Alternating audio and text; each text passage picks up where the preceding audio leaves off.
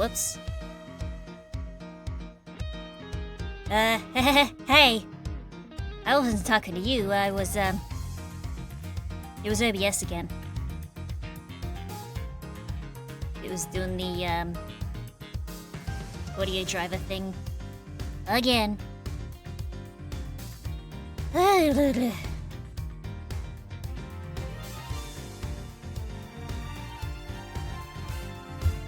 Getting a sip of my very cool, cooled, chai latte. As I'm realizing I'm not late. I'm actually perfectly on time. I didn't take forever to wash my hair. Not this time, at least. But hey!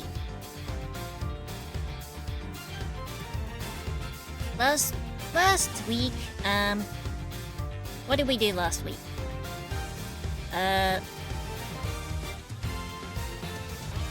We met the president of Zhangfa. He was pretty interesting. We saw Kay. She's back. And, we solved the murder. And, the guy...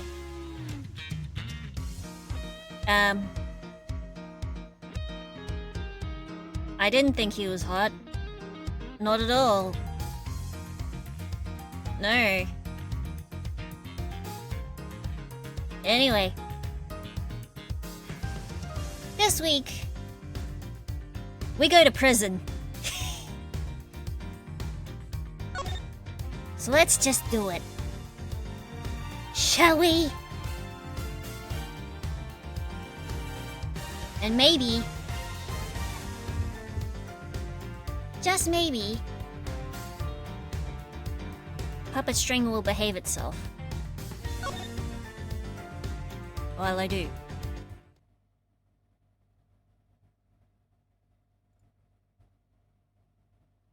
Episode 2, The Captive Turnabout.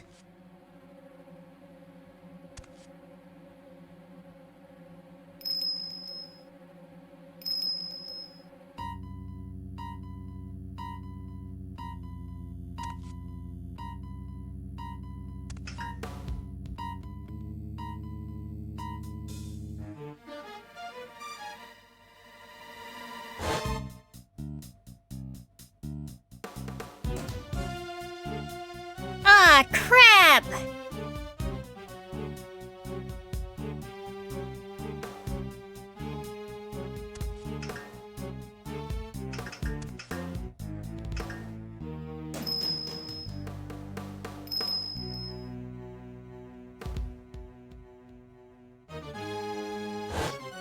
Dog!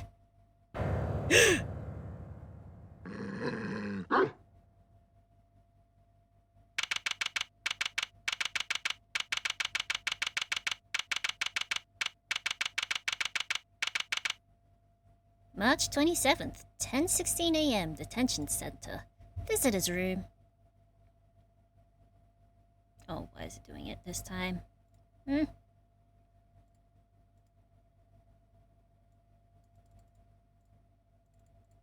Come on.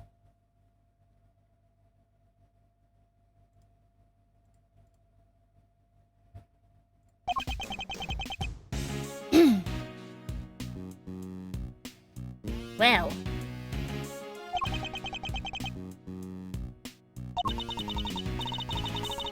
Still no sign of them, huh? Yeah.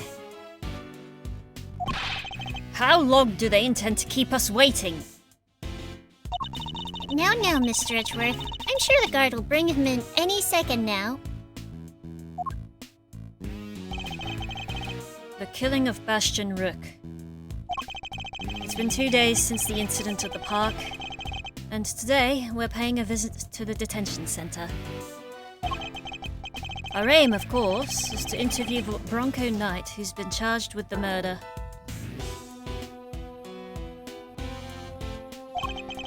His trial's due to start tomorrow, and I'm to be the prosecutor behind the bench.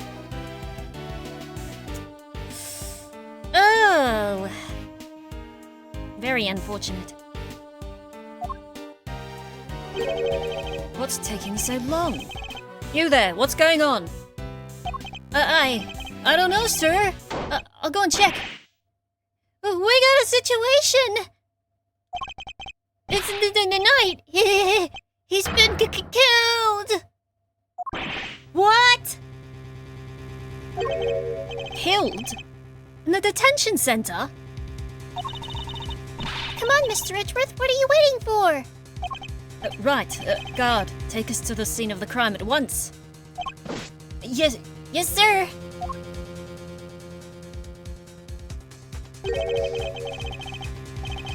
So it didn't happen in the holding cells?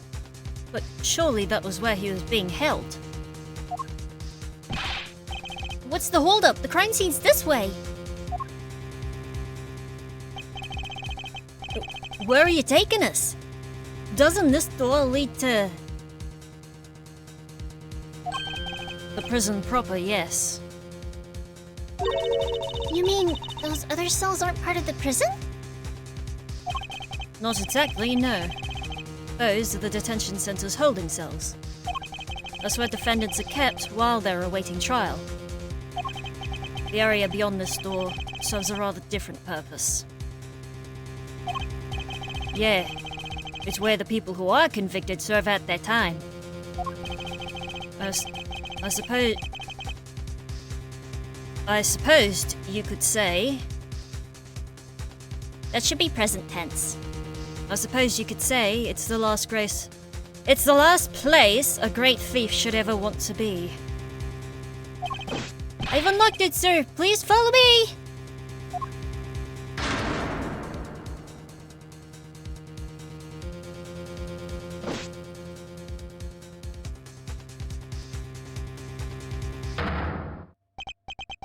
That's Knight, all right. He's dead. Very good, Edgeworth. That's what you were told. How could this have happened? And how did he wind up inside the prison proper?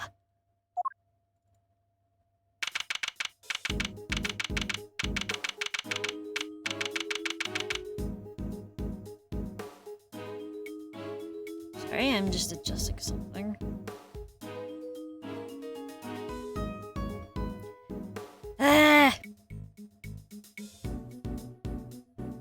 Oops. There we are. Here we are in the prison workshop. 10:32 a.m.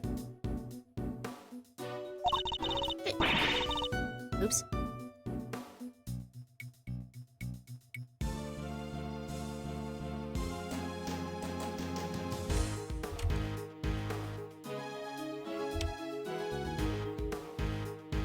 Sorry.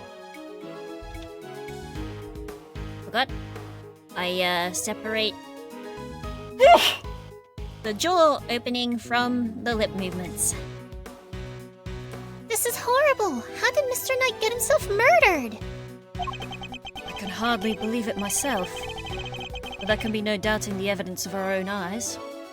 And what's he doing here? I thought he was being held in the detention center, no?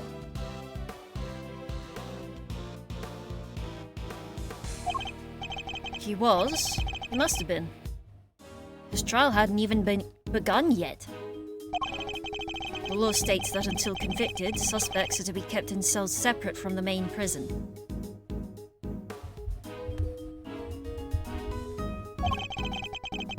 Only those who have been found guilty are sent to the prison proper. There's no way Knight should have been in here. Maybe he wandered his way over? Gumshoe, what did we walk through a minute ago? The detention center and the prison are separated, not only by two heavy doors, which we just walked through, but also a lengthy corridor. That would have been a long way to wander, especially for a detainee.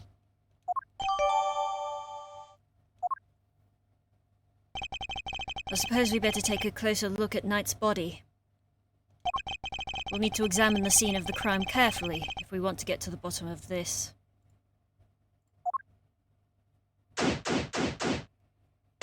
Goodness gracious.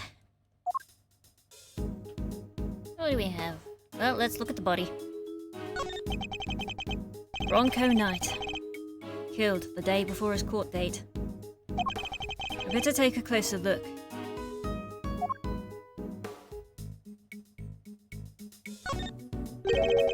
Body's partially covered by a dirt-stained tarp. And there's a rope on top of it. Was Knight tied up with the rope somehow? What do you mean, somehow? We should take a look under the sheet as well. Look at all that red stuff. He spilled so much strawberry jam. Yes, I'd say that's blood. Way to spoil my fun, Edgy. We should keep looking around. There's bound to be more secrets to uncover, I'm sure of it.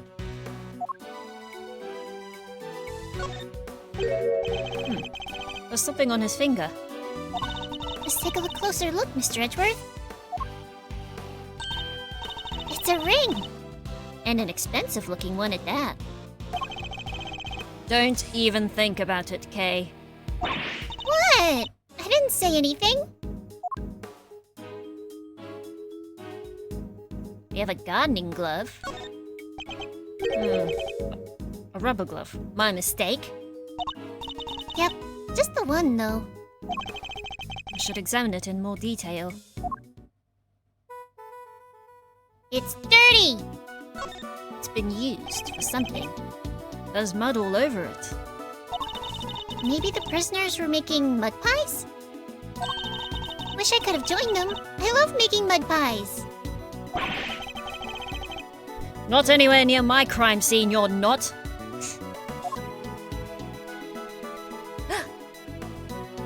Blood!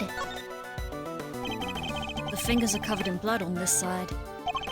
I think we can safely assume that this glove was dropped sometime after Knight's blood had been spilt. We can? How come? Because, had it been on the floor when the pool of blood was forming, then the blood would have flowed around it, but not underneath. Oh, meaning there'd only be a band of blood around the edges of the fingers and not all over the back side.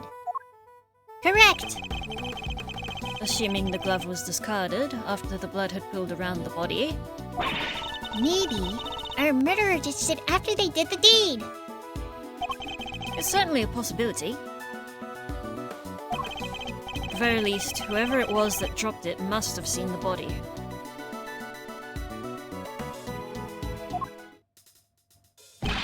You there.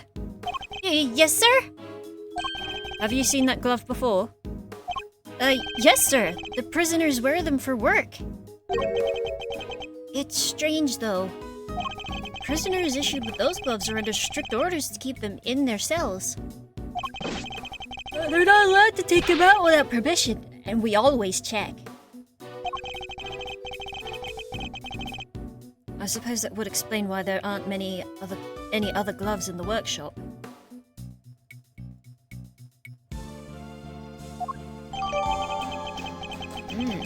A lonely glove. What could it mean?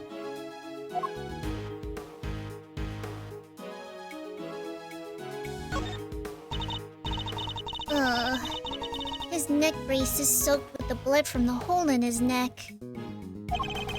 Ugh. I would assume that's the cause of death, and it was probably instantaneous. You'd want to hope so. He wouldn't have even had the chance to cry out for help. There's a small cut on his scalp, too. Was he struck with something? Maybe he fell and hit his head after he was stabbed in the throat? Excuse me. It's possible, but it's too early to say with any certainty. Okay, you have your camera with you, correct? Could you lend it to the detective so he can photograph the body? Sure thing. All yours, Gummy. Thanks. Alright, here we go. His clothes sure are a mess though, huh? Indeed, they appear to be covered in dirt. So I guess he's like me when it comes to laundry. Oh, Gumshoe, that's not it.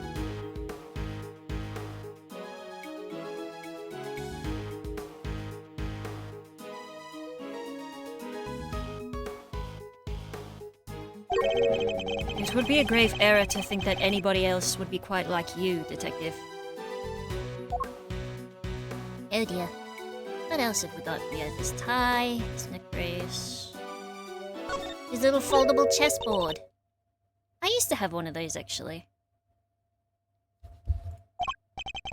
Oh, I've seen one of these in your office, Mr. Edgeworth. I'm sure you have, Detective. It's a pocket chess set. Victims, I'd imagine. Makes sense. He loved chess after all.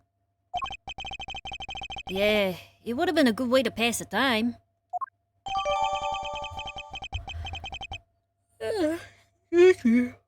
Yeah, I used to have one of these when I was a little kid.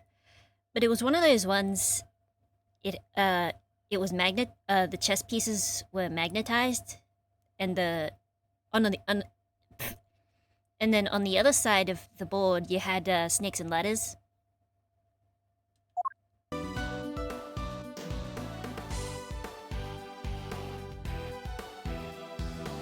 Shoe. I don't know if it's perspective or not, but that is a very large shoe.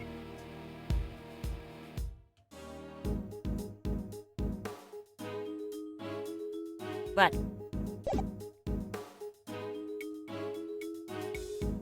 alright, anyway. What else have we over here? What's with all the weird equipment? I'm not sure, but I don't see anything particularly suspicious here. Smells weird though. Kind of musky, like wet fur. Huh, I didn't know you had such a keen nose. Oh, it's nothing special, really. Except when it comes to sniffing out treasure. Excuse me.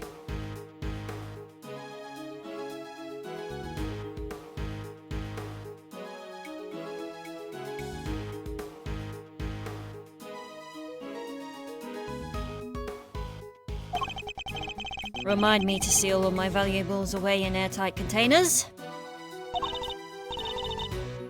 No way, Mr. Edgeworth. I'd never steal any of your stuff. But you'd happily steal someone else's? I'm not sure that's entirely reassuring.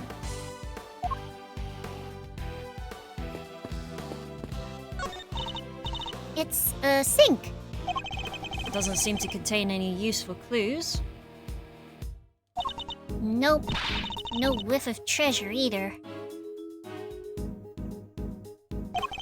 You do know we're not actually looking for treasure, right?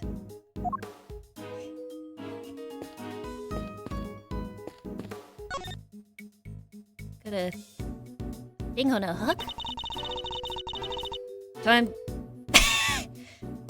to inspect. Hold on. I think she's trying to do an impression of Edgeworth. Time to inspect every suspicious-looking nook and cranny. Indeed. This area is too big to take in all at once. Fortunately, I can use this to look further up or down. I call it craning my neck from side to side. I must scour the scene and inspect anything that catches my attention. Like a hook?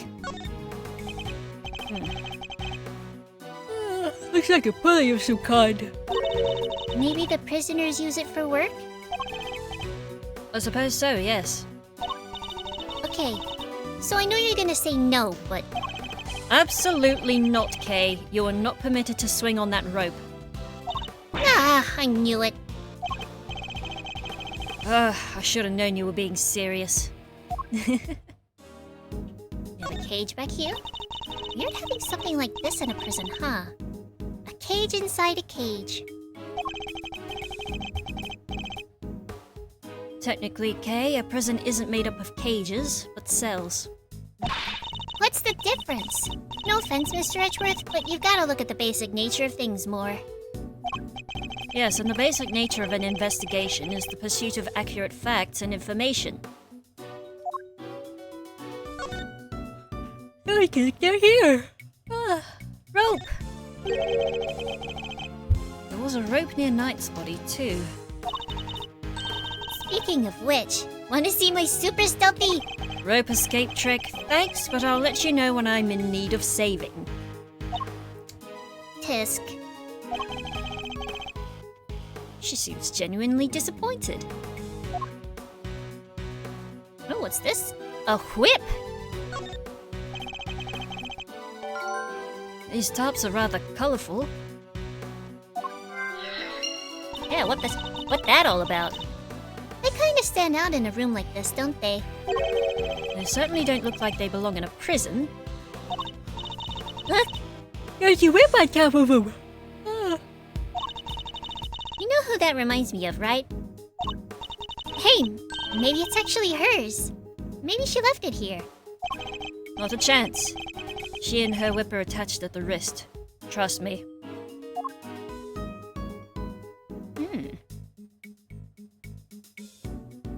Who else do we know in the Ace Attorney series that uses a whip, huh?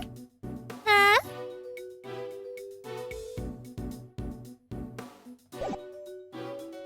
We'll find out.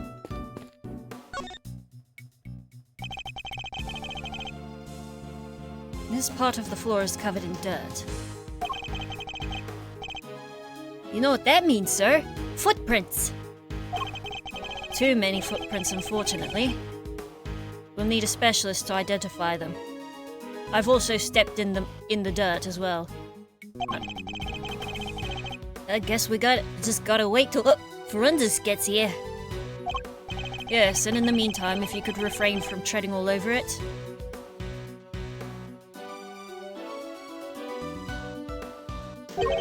Wouldn't want to slip up and get the old jacket dirty, huh? Good point, Mr. Edgeworth. Thanks! My concern was for the footprints, not your jacket, Detective.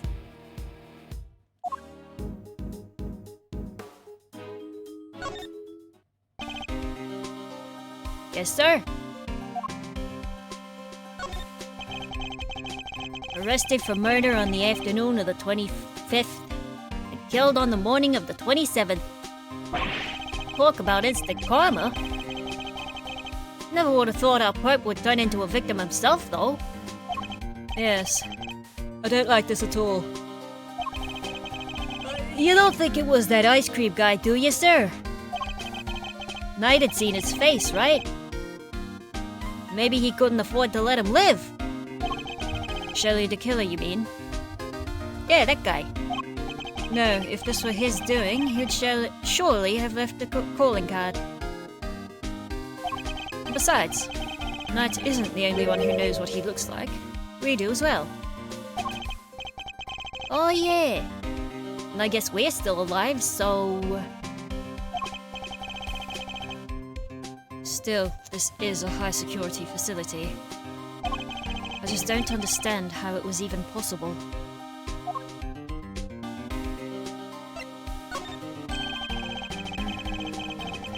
Guess it makes sense having the detention center and the prison in the same building. Does it? Means they can share the visitors' room.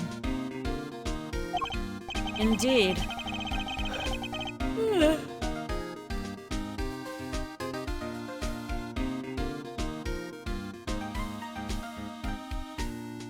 It's an unusual design, but it's certainly convenient for anyone visiting.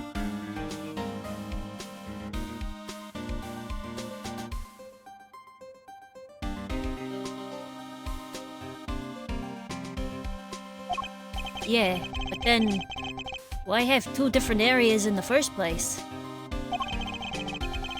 For the two different classes of detainees, of course.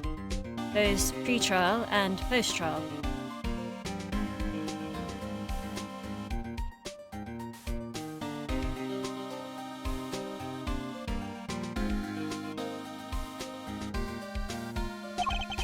The two facilities may be housed in the same building in this case, but they're actually quite different.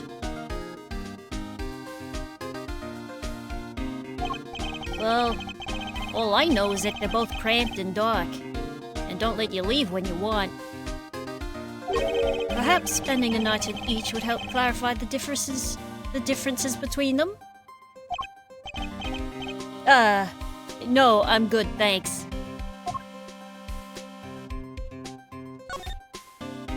Well, What do you think of this route? Good one, Mr. Edgeworth. I think. You weren't showing me that for a reason, were you? I wouldn't know the first thing about it. And yet, that doesn't seem to bother you at all.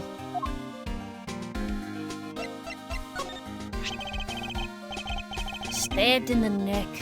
Doesn't get much worse than that. How's a guy supposed to slurp down his instant noodles like that? Oh, that's the worst. That's the worst mental picture. Very funny, Detective, though I think carefully before saying any more.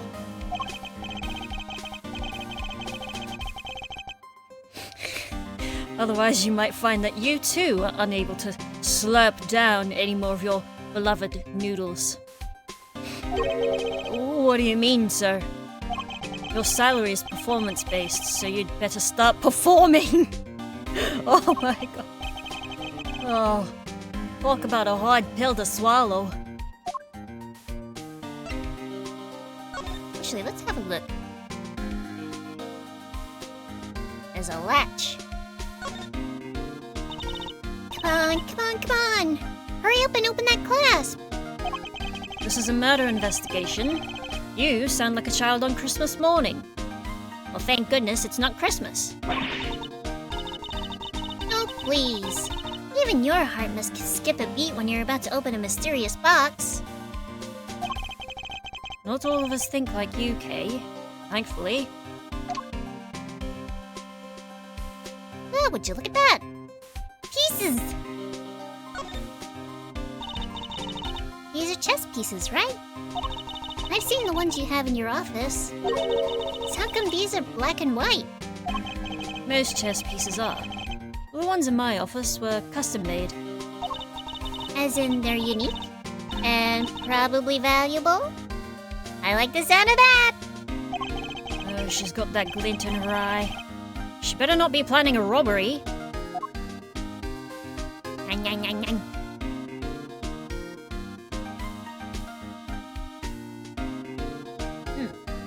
That was short-lived.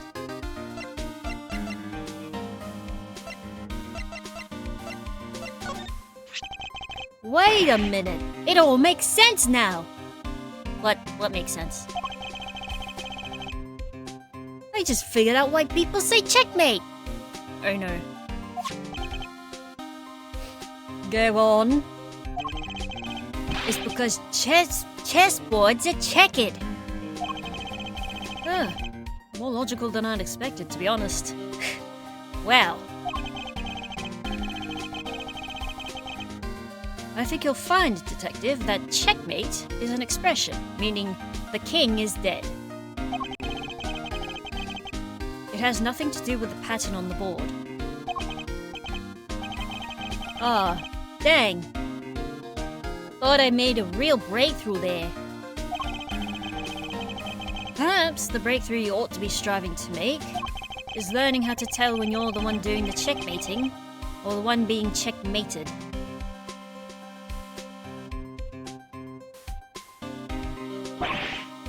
Yeah, I guess I still got a ways to go in the game of life.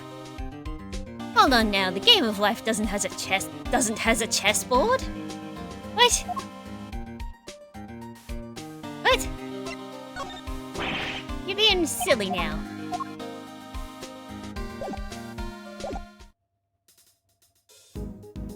Now let's talk to Kay while we're here. What is it, Mr. Edgeworth? So this is what the inside of a prison looks like. Good to know, good to know. Someone's highly motivated to learn today. You're just not on top of your game, Mr. Edgeworth. This stuff's important. Gotta be prepared for when the time comes. Which will never come for me, I must say. Still, I won't discourage you from finding out more. I need to gather a little more information myself. And then use my powers of logic to piece it together.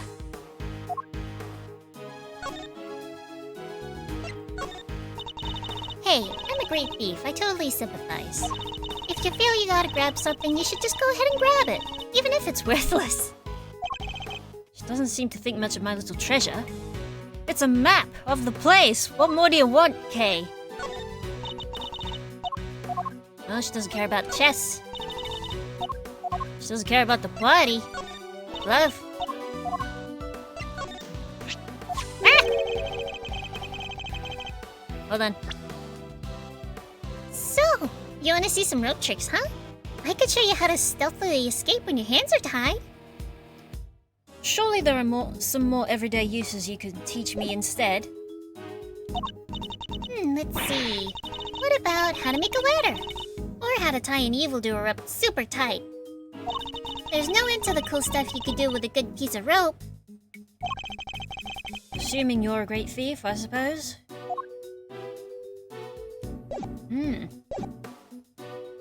Hey, let's talk to the guard. Anything out of the ordinary to report, sir? Officer? Sorry.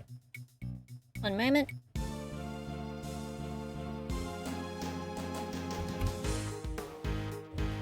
I'm adjusting my camera.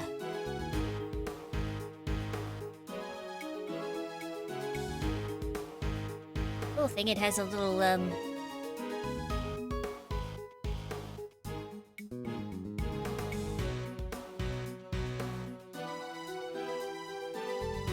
There we go. It's a cool little slidey thing that goes across the lens. Anything out of the ordinary to report, officer? Yes, sir. There is this one thing. Go on. There's a body in the workshop, sir. Yes, we see that.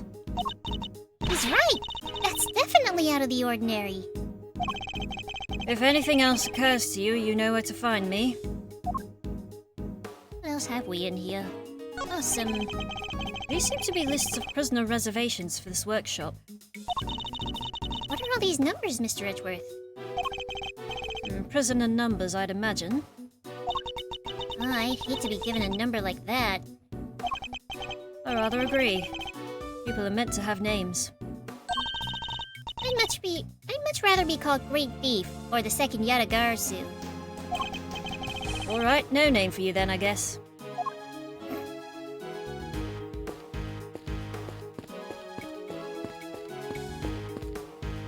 Oh, wait, what?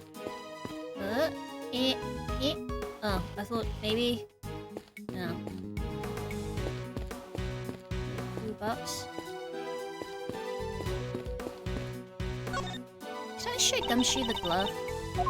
Oops, my mistake. Hey, Gumshoe. Yes, sir. Did I show you this? I must have.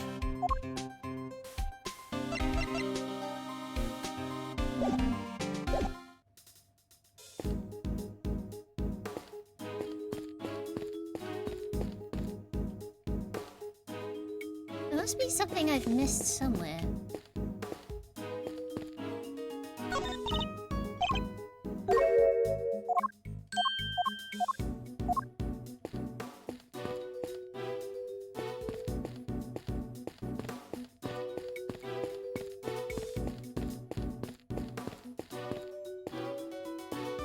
Hold on, what's in my logic bits? Oh! Ah! Here we go.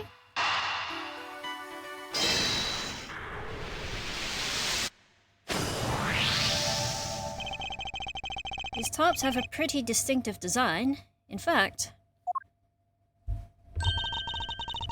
It's the same design as the bloody tarp around Mr. Knight's body. Yes. You took the words right out of my mouth. That'll teach you to be so careless, Mr. Edgeworth. You need to keep your treasures close when there's a great thief around. I thought you were on sabbatical.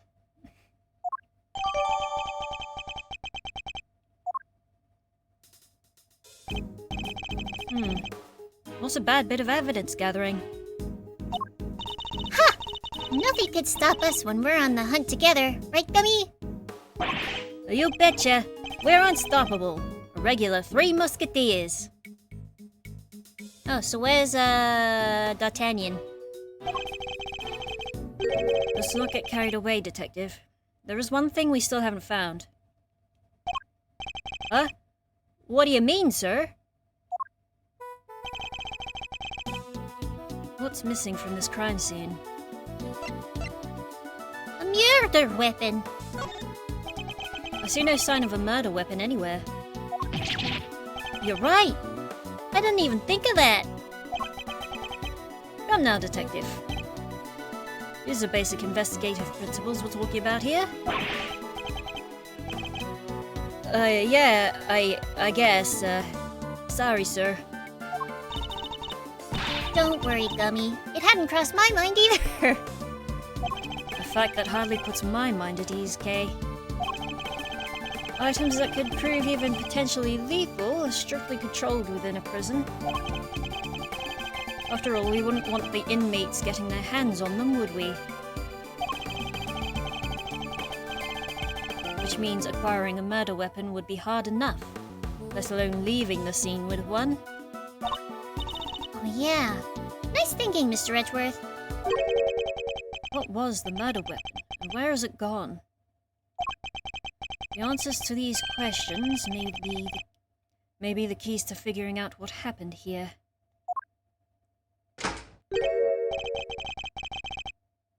Huh. Didn't know the guy had a whole entourage. Who's this? Yay!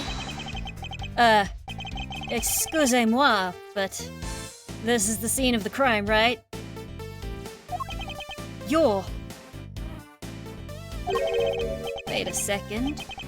Are you... No way. Those piercing eyes. That furrowed brow. Mr. Fender. It's been far too long. I know, right? But even after all this time, I'd know that deep bow anywhere. And the neckwear, obs. Manfred von Karma. The man, the legend. Gotta say, I didn't expect to see you here. What are you talking about, pal? This is Mr. Edgeworth, not that old geezer. Detective, please. Edgeworth? Wow. Guess that explains the fresh face. Can't blame a guy for mixing you two up, though. You're a spitting image of the old devil in his day. I see you haven't changed. How many years has it been? Oh man, good question. But who's counting, huh? Been away traveling so long I lost track. You know how it is. But you know what I do remember. You betraying everything you were supposed to stand for.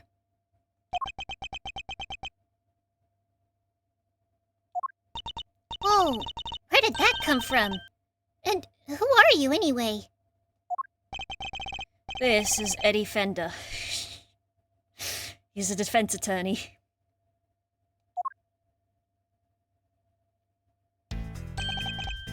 Enchanté, as they say. Fender's the name and defending's the game. I'm a bit of an ace attorney.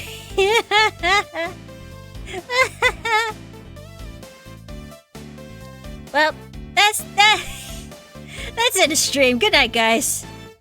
Good night, everyone. We did it. We got the title. Good night. I'm joking. Come back. Please don't go. Detective Dick Gumshoe. And I'm Kay Faraday, great thief. I'm on sabbatical at the moment, though. Oh, great thief. Wow. That's so romantic. Très chic, if you will. Right? It's finally... Excuse me. It's nice to finally meet someone who gets it.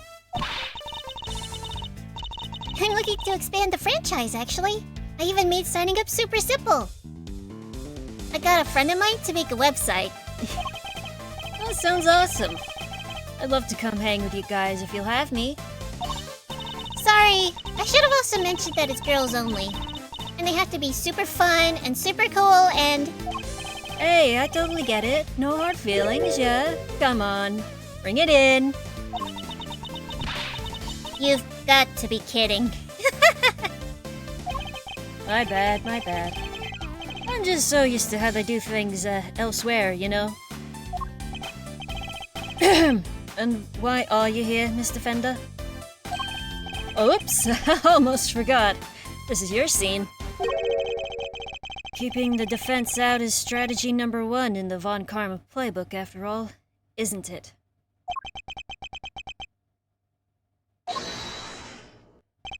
Hey, quit it with all the Von Karma stuff, pal. What gives? Hold it! Detective, calm yourself. His attitude is, unfortunately, understandable. It is? I take it you are Mr. Knight's attorney. Guilty as charged, Your Honor. Well, I was supposed to be anyway. So he was planning to represent Knight. If his client hadn't been murdered, he and I would have faced off against each other in court. I better see what he has to say for himself. Eddie Fender. I don't know if it's short for Edwin or Edward or Nedley.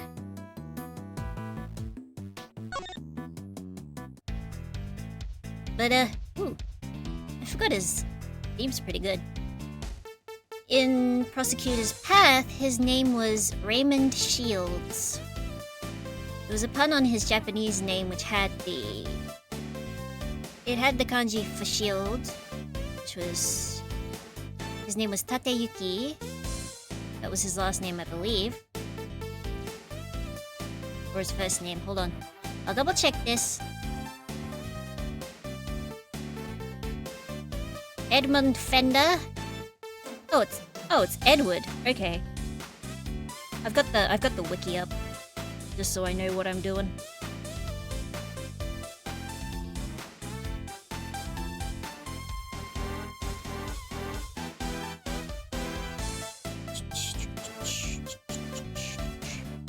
Ah, that was right. His name in Japanese is Tateyuki Shigaraki. Hold on. Oh, that's the Western name order. It would be Shigaraki Tateyuki.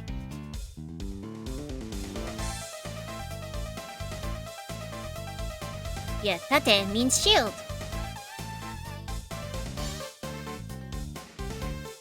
But yeah, Raymond Ray Shields was his name in the unofficial name, and it says here it could have been a reference to the actor Raymond Burr, who portrayed defense attorney Perry Mason.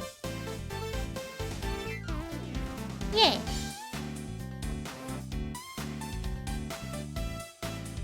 I do like Raymond Shields. Eddie Fender. There's something there, but it's... I don't know. I think I like Ray Shields better. I don't hate Fender. I don't hate the name. So, the victim asked you to represent him? Sure did. We were supposed to have a little chat today. As was I. But a guard showed up instead and told us that his body had been found. I'm as bummed about it as you. He even brought him some weenies to cheer him up. Oh no, it's the return of the weenies. Oh, but it's an octopus weenie. Mr. Fender, you know you can't bring food into the prison. Oh yeah, well, it's here now. Want some? Little vice I picked up on my travels. So Moorish. No, thank you. Fine, you do you. What are you doing here anyhow? Don't tell me you wanted to hear Knight's side. Von Karma was always more of a convicted defendant at all costs guy. He didn't teach you that? That was a long time ago. 7 years. If you say so. Sure you don't want any weenies? No, thank you!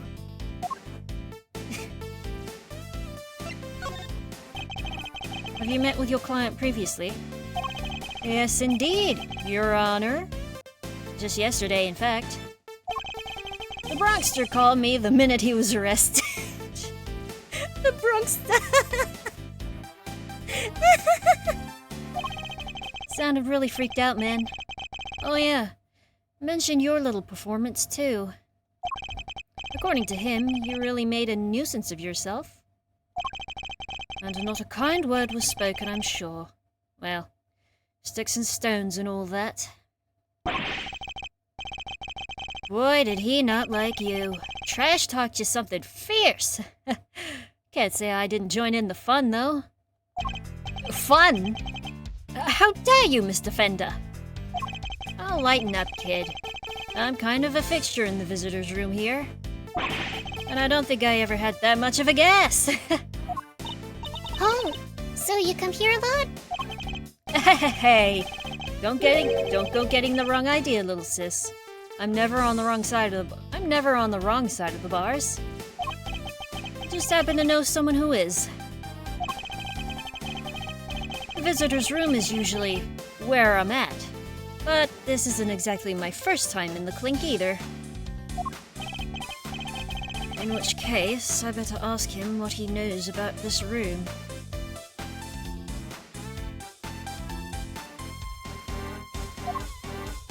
Now, is something... I thought...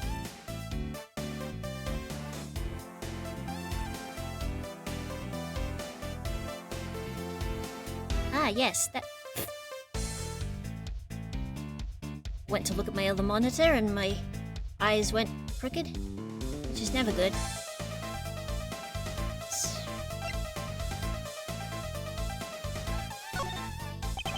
Tell me, what do you know about the scene of the crime? Huh? Oh, this room? No, dude. What do you know about it? I'll give you 3 choices. A classroom, a morgue, a recreation room. It's none of these. What? What is this? Mr. Fender, what is this? I guess morgue is the closest since there's a dead body in here. Is it a morgue?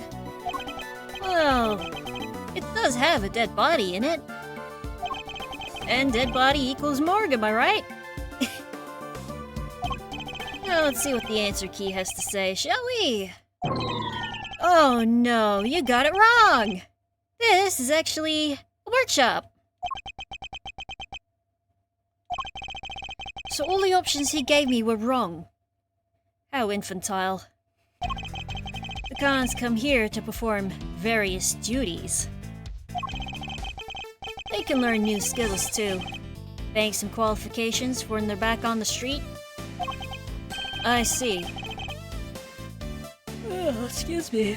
And how is access to this room controlled? Who has the key? Chill out, Edgeworth. I don't have all the answers. My man over there probably does, though. Right, compadre? Yes, sir. The workshops aren't locked with physical keys. Their doors are fitted with sensors instead. What kind of sensors? Inmates are issued with special bracelets, sir. When they walk through a workshop door, the sensor checks their bracelet. It's got a little face on it. See? And if they're not supposed to be there, ding-a-ling-a-ling! An alarm sounds. If they let it ring for too long, then bzzz, they get a real shock, if you know what I mean. I don't know what you mean. Please, will you demonstrate? And if they try to break or remove the bracelet, bzzz, a shock 3 times worse than that. What? That's brutal! I guess they need to ensure that the inmates follow the rules, but that sounds a bit excessive. If they wish to pass through a door like this one, prisoners need to be accompanied by a guard. We disable the sensors for them and let them in.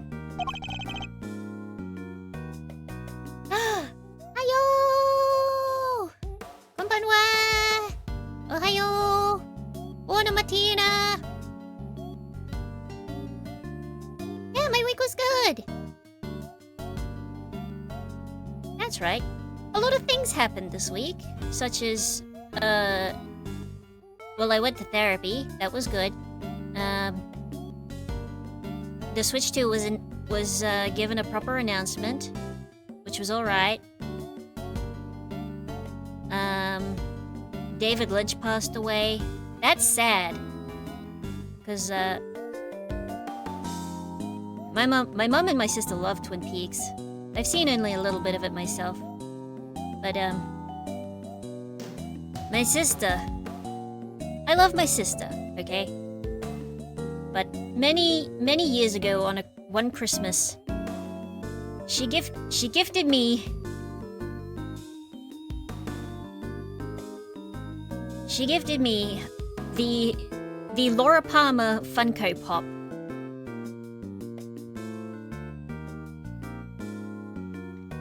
And,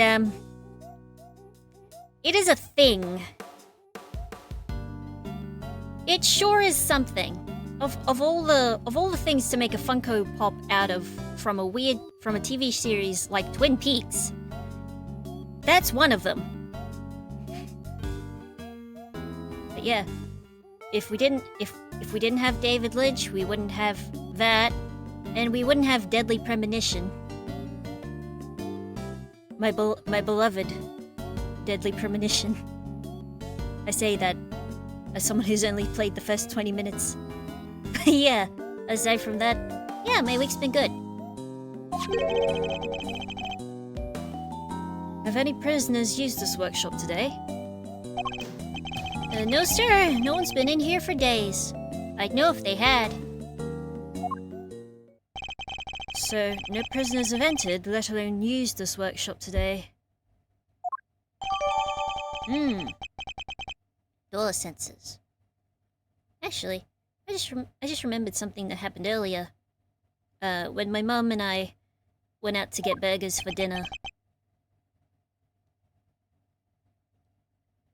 Oh.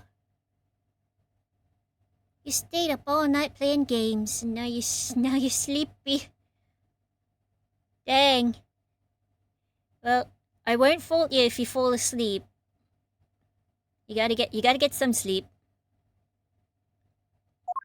Yeah, there's a contradiction in this crime scene. Oh no. Namely, there's something here that shouldn't be. I'll take another quick look over the crime scene and employ my powers of deduction to solve this mystery. But yeah, what was I talking about? Yeah. Mum and I went to get burgers earlier, and when we were opening the gate, we spotted a lone juvenile pigeon just sitting on the ground at the edge of our, like the furthest end of the fence line, where it is just short of meeting the curb. And it sat there. And it didn't move when Mum was backing the car out. And we were like, gosh. Like, I hope it moves and it's not like... thing. But yeah, but when we got back, it had disappeared.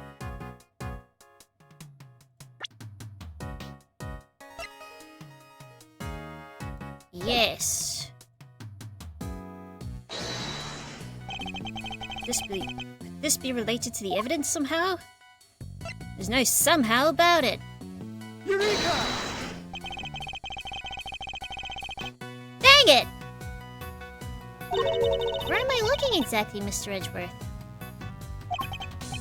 Well, around here somewhere. You're gonna need to be more specific than that, sir. What?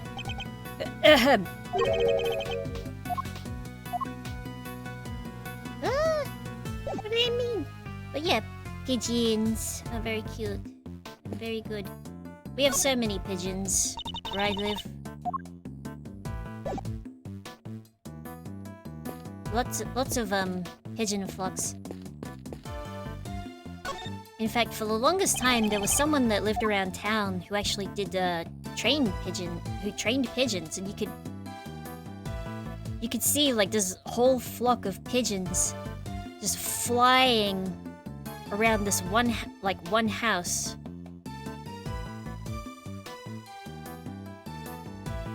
I keep seeing the kick disappear, but I think I'm just seeing things. Hold on, what if I present things to Mr. Fender? Look at this badge! Huh? For me? You shouldn't have. Always wanted to rock one of these upon my lapel. Thanks, you're a star. I never said I was giving it to you. I'm just yanking your chain. I've already got a badge of my own, see? You don't wear your attorney's badge. Well, once in a blue moon. Goes nicely with my winter coat as it happens. Guys gotta dress to impress, know what I mean? Impress who exactly?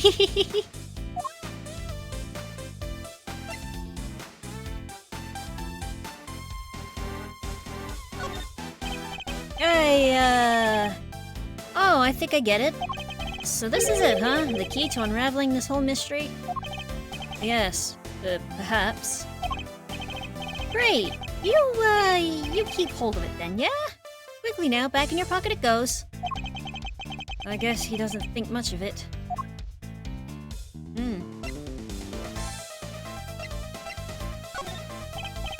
Oh, he doesn't. Here. Lately, pigeons have mostly been, Oh, heard the Bronxter was a bit of a chess fiend. Indeed, perhaps we might have enjoyed a game had we met under different circumstances. Sounds like a riot. Not my cup of tea, though, really. Too much thinking fries my noggin. Oh, please. As I recall, I've yet to beat you even once. Yeah, well, that was a long time ago. Now that you're a big-shot prosecutor, I bet I wouldn't stand a chance. If you say so, Fender. I suppose we can leave it at a stalemate for now. He never was one to show his hand. but yeah, lately the pigeons have been visiting my neighbor's yard because they have chickens. Oh. Same reaction. Weird.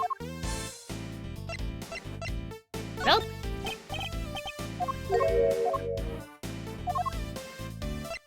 Grab a glove? Nope, nothing? Okay.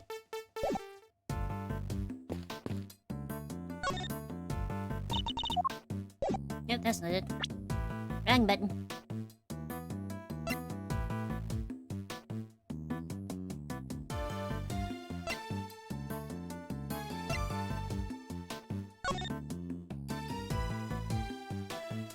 Nothing inside.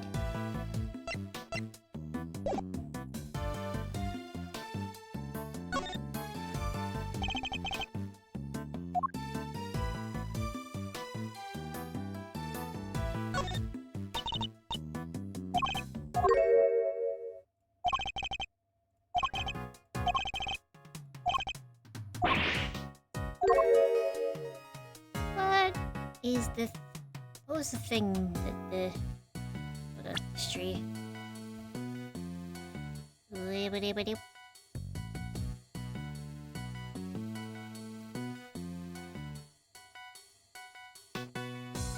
Nope, that's not it.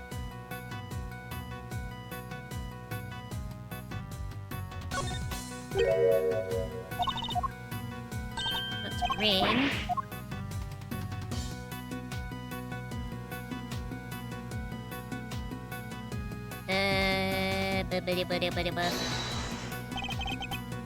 This be related to the evidence, huh?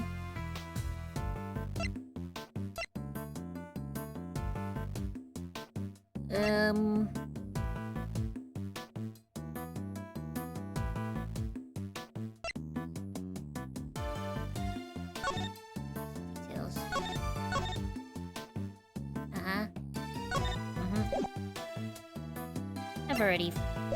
I've already forgotten what the question was.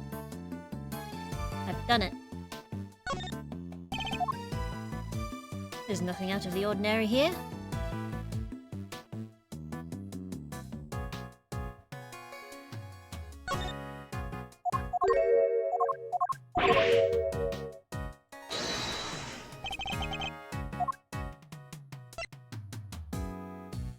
Eureka!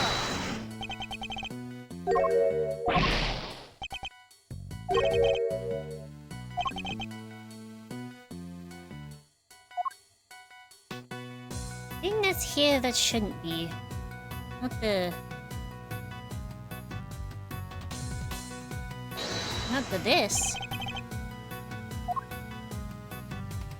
Wait. Well, this?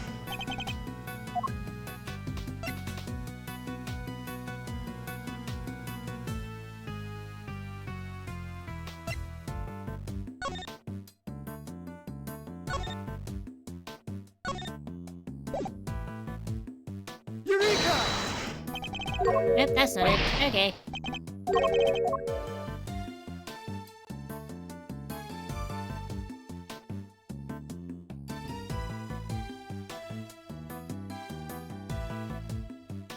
Oh, I'm not feeling very clever right now. Hold on. What if I talk to Kay? I think I forgot to check something. I did. Guess it makes sense that the security's pretty tight in a prison. Breaking out of here wouldn't be easy, that's for sure. Which is why it's better to focus on staying out in the first place. So the sensors on the doors detect the prisoner's bracelets, right? She's seriously pouring every last ounce of mental energy into this. Well, don't just stand there, Mr. Edgeworth. Help me think, will you? Right. Wait, why am I wasting my mental energy on this? What do you think, Kay? She thinks nothing. Nothing. Nothing. What am I missing? What am I missing?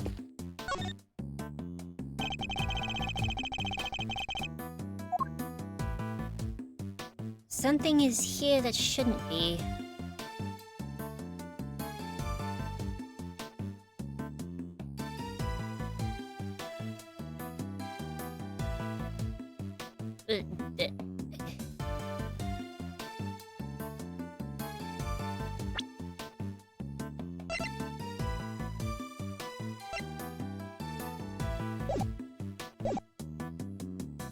Hold on. Wrong button. Mr. Fender, help. Bah. How old is Eddie? 36. Huh. Not bad. Wait a minute. Knight was 24? You're kidding me.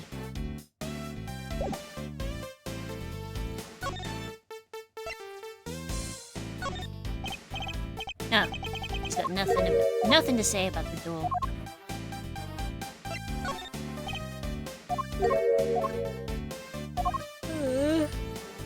Gosh.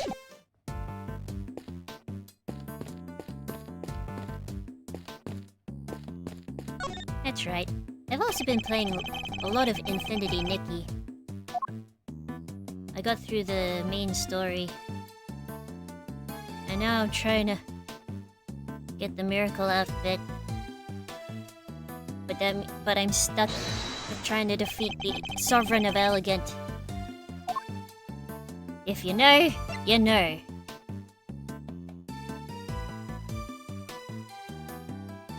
Eureka!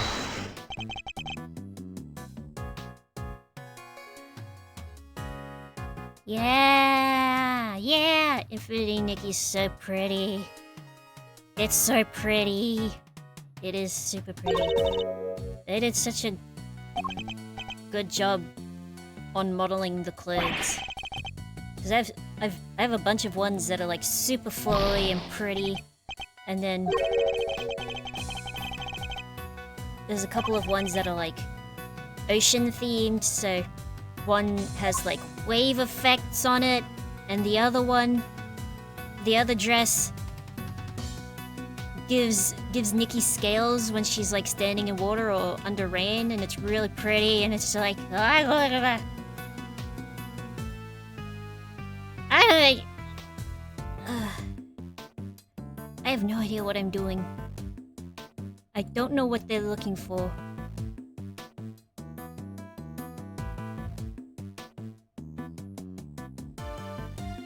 One moment.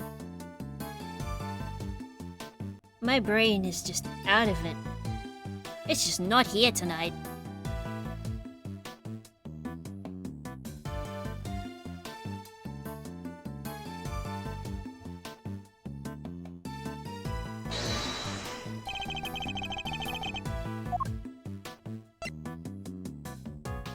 Eureka!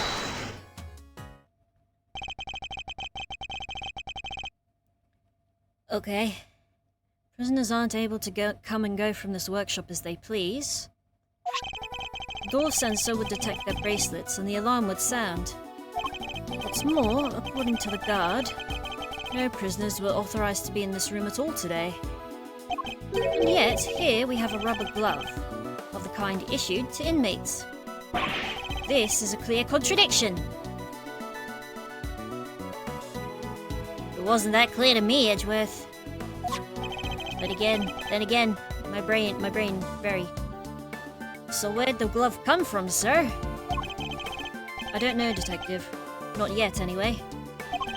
All I know for now is that the glove is a valuable piece of evidence. Oh. That was quick. You! Apart from prisoners and guards, who else has access to this room? No one, sir. This is a prison after all. Prisoners and guards are pretty much all there is. Hold it? Mr. Fender? Come on, don't play us like that, friend. We both know that's not true. You know as well as I do that prisoners and guards aren't the only ones who can come in here. Huh? Do you mean... But, sir, there! Mr. Fender, would you care to get to the point? Who exactly are you talking about? What? What, you don't have a pair of peepers in that hard head of yours? You didn't see them on the way in? No? Who did we see on the way in? Wandering about in the corridors, chilling with their buds. I bet if you moseyed on out of that door right now, you'd trip over one of them before you take it a step. Listen, pal, we just had about enough of your baloney. Take a chill pill, big guy. I'm on your side. You know, for such a wide fella, you have a very narrow mind. What is you? Hold it! Detective. Sorry, sir. Look, just follow me, okay? Seeing is believing. Isn't that what they say? Yeah, poor Gumshoe. He did not... That was very mean. Although quite a wordplay. Prison corridor. There's a guy in here. This is no ordinary slammer. Here the humans share their space with some special friends. Friends! Little guys! Animals. Look at him! Yep, furred and feathered fellows of all shapes and sizes. Guard filled me in on how it came about. Seems they decided to try a little experiment in animal therapy a few years back. Little babies! I love the little piggy! And the bunny and the pony! The cons are assigned a critter each. A buddy to help keep their spirits up. Really? Wow! That sounds like so much fun! Plus, inmates can even earn pet care qualifications if they go through some job training with the animals. That must be what all the equipment in the workshop's for. Little babies. You got it. Room set up specially for that training stuff. So, when you said somebody else could have been at the scene of the crime, exactamundo, big guy. I was talking about these guys. These little guys. That just means you're still talking baloney. What would an animal do with a rubber glove? Aside from try to eat it? Good question. All I'm saying is that it was possible. The rest is Mr. Prosecutor's problem. Mr. Ridgeworth, sir, if you want me to arrest this piece of baloney, you just say the word. Let me get this straight. Are you saying these animals can wander freely around the prison? You know those sensors on the doors? They detect the prisoner's bracelets and sound the alarm when somebody goes walkabout. Well, for our furry friends, it's the other way around. They're fitted with microchips that open doors right up. They are? Uh-huh. They're implanted just under the skin around the shoulders. Big needle, quick jab, and voila. What? Doesn't it hurt? Probably no worse than your average tetanus shot. Nope, they don't feel a thing. That's what they tell me anyway. Now where was I? You could say you could talk with the animals? Sing and squawk with the animals?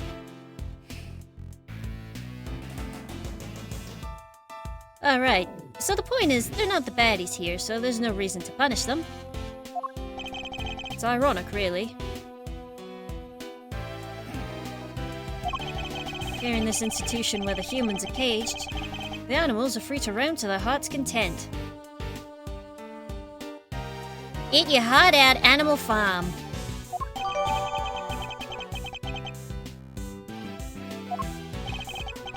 They're not completely free, though.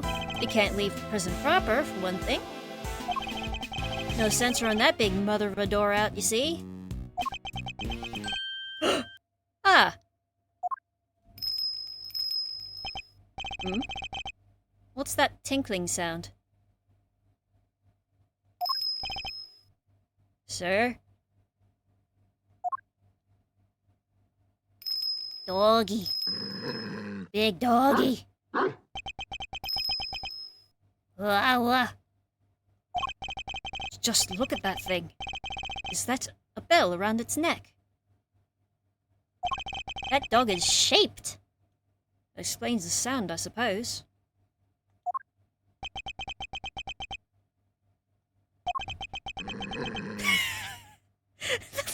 The front profile isn't much better. It's Oh, thank goodness, I didn't have to do that myself. Mr. Edgeworth, were you seriously trying to stare it down? Yeah, you definitely don't want to. You do not stare at a dog. Never, never, never, never. I refuse to lose to a dog. Edgeworth, lose to a dog, please. Not for nothing, sir, but your dog handling skills could use some work. Leave it to a pro. I know how to treat him right. Come on now, come to Gummy.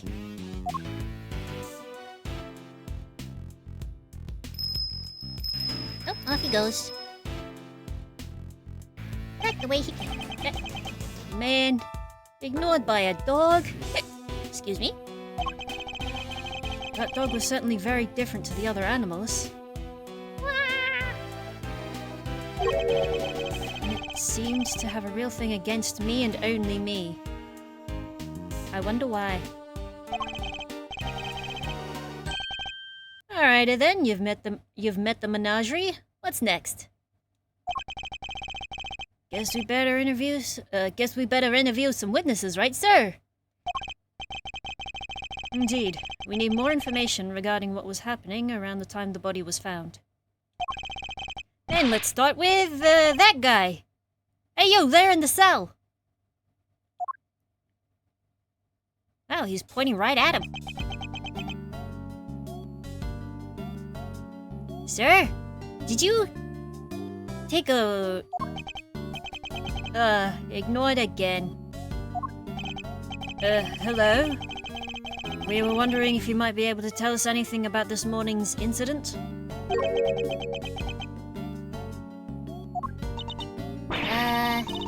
Is anyone else a little afraid of this guy? Well, I mean, he's in there and you're out there. out here. And while while we're out here, he's in there. And I just remembered, we don't know where the sheriff is. Not a big talker, huh? It's alright, man. I'm on your side here. Let's start with a handshake, maybe a hug to break the ice? A hug through the wrought iron bars? Seconds out. Huh? What's that supposed to mean? Hey, I get it out. Not everyone's the hugging type. I'm cool with that.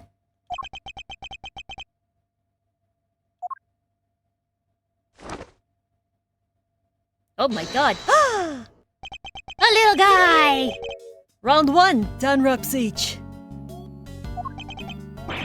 What is this man up to?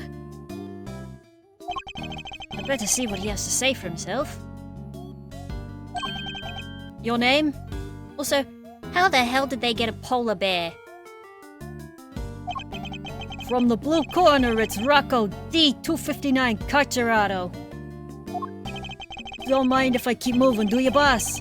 Fighter can't let his heart rate drop, see? It doesn't look like there's any danger of that. Don't you worry you'll lose too much weight doing all that. I gotta make weight before a fight, boss. Won't even make it into the ring if you don't. So you're... Oh, wait, I get it. You gotta be a boxer, right? Was back in the day. But it's good to stay fighting fit. Leastways, that's how I see it. So is the bear part of your training too? It's kind of like an apron. It's so cute! Oh, ain't nothing cute about Teddy. Kid's my partner, see? This here polar bear keeps me on my toes. He seems to have loosened up a little. Now's my chance. Where were you and Teddy at the time of the incident? Oh, come on, boss. I ain't no stoolie, and I don't know nothing nohow. I'll be the judge of that. Please answer the question. Were you punch drunk or something, boss? I told you, I don't know zip. Johnny Tight Lips, who shot ya? I ain't saying nothing. So he won't play ball? No, 'cause he's boxing. He's not bowling. Guess there's only one thing to do, huh, Mr. Edgeworth? Indeed. The more he protests his ignorance, the more certain I am that he's hiding something. Alright, let's see exactly what you do and don't know, shall we, Mr. Carcerato?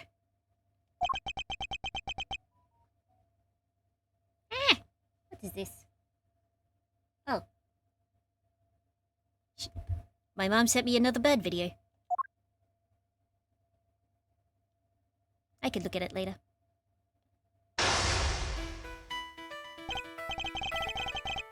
You figure with how logical Edgeworth is, you'd think he'd be smart enough to understand questioning criminals could be difficult. You'd think. Now, let us analyze the state of play. He adopts a boxing stance when he's on high alert. My guess is that things won't go well if I push too hard at such moments. Oh, goodness gracious. When my opponent's on the offensive, I should remain calm and bide my time. Oops, I keep knocking into the thing here. He's bound to reveal an opening eventually, which is when I'll pounce. No, Edgeworth, you don't pounce in boxing. You jab or you hook. Or an uppercut. But nothing below the belt. Never below the belt, apparently. First, let's see if our friend here knows anything about the incident. I'll start by asking about his movements. And bring this fight to an end before he knows what hit him. Mind chess. Tell me about your day so far. Why don't you start by telling me what you've done today? How was your day?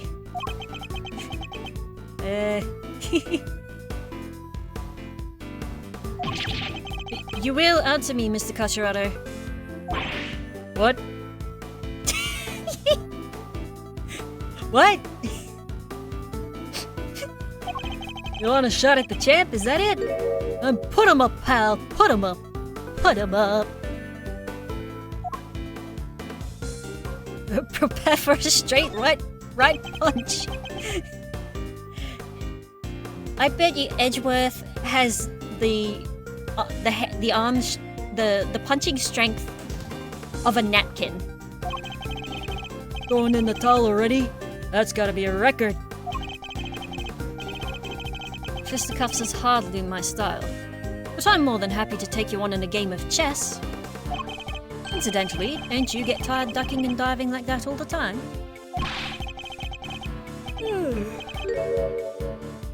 You think I don't got the stamina, kid? Oh, just you try me. Believe me, I will.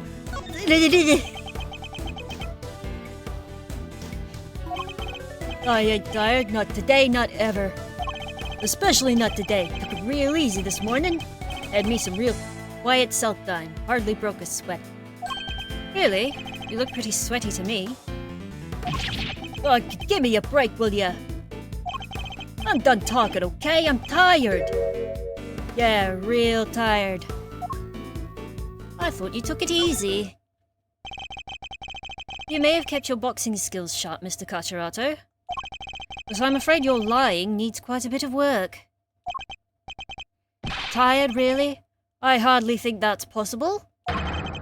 Especially not after you just told me about your quiet cell time this morning. Oh, Edgeworth, you don't know figures of speech, do you? Oof. Oh, we gotta be careful here, Teddy. When this guy lands, he lands. Ooh, he's taking off the weights. Oh no. Oh shit. Oh, here he comes. He's hiding something, I'm sure of it. And I should try asking him about what was happening at the time of the incident, both in and outside his cell.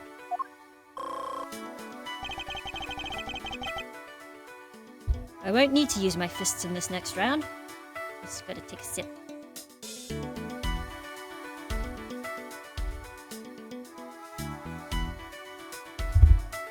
Ah. No, I'll deliver this knockout using carefully chosen words alone. What are you doing? Do you remember what you were doing at the time of the incident? I was, catching some Z's. We both was. The incident happened only a short while ago. You seem quite wide awake, all things considered.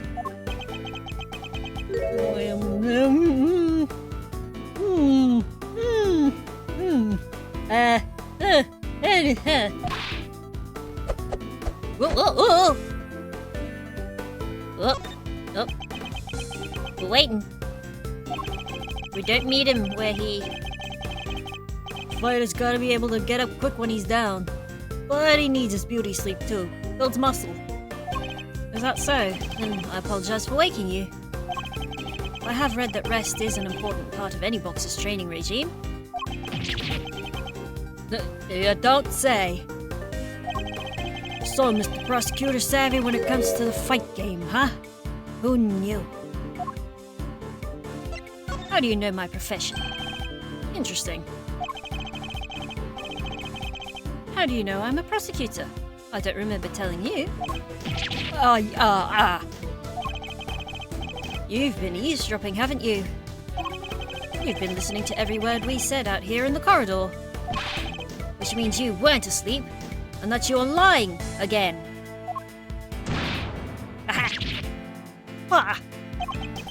Oh, you're good, kid. Got me clean with that one. Alright, I admit it. I wasn't catching those Z's. But what? A guy can't work out in his cell no more without lawyers getting involved? Or is a man taking care of himself a crime now? The fact that we now know he was awake is an important development. It could well prove to be a useful clue. Did you notice anything strange around the time of the incident? What do you mean strange? Don't play dumb. Answer the question. Tell me what was going on around that time. I wish I could help you, boss. But I was asleep. We both was. Time to deploy my clue. You were exercising. Enough of your bare-faced lies. You weren't asleep, you were exercising. You told me as much yourself. Ooh. Oh, counterpunch, huh? Should have seen that one coming. It seems I have you on the ropes, Mr. Cacciarato. It's time to come clean about what you know. Ah, alright. You don't gotta shout about it. Stomping around like you own the place. Daddy and his pals have been scared enough this morning already. Already, you say? You've done well to endure this long, but I fear you'll soon be out for the count. You say the animals have been scared enough already, which implies something happened here earlier. Well, what was it, Mr. Cacciarato? Ah! Oh, quit it, will ya? I'm getting shellacked here. Oh, fine. Somebody yelled, okay? Real loud, real scared.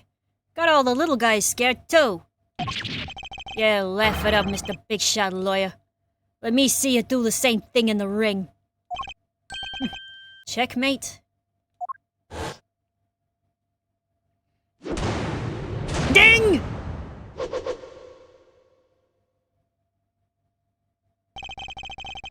I think we've now established that you know more than you're letting on, don't you? Fine, I'll talk. You did it, Mr. Edgeworth. Let's not get carried away, Kay. Our work here has only just begun. Hey, can we call a timeout here for a sec, guys? There's something super big I need to say. It's just, well, it's like fate brought us here today after all these years, Edgeworth. And it's a real privilege watching how you work. Eye-opening stuff, in fact. Just thought you should know I'll be telling you-know-who what you've become.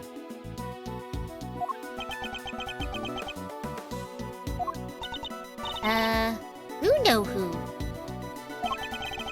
Keen to get the lowdown, huh? Well, Hold it!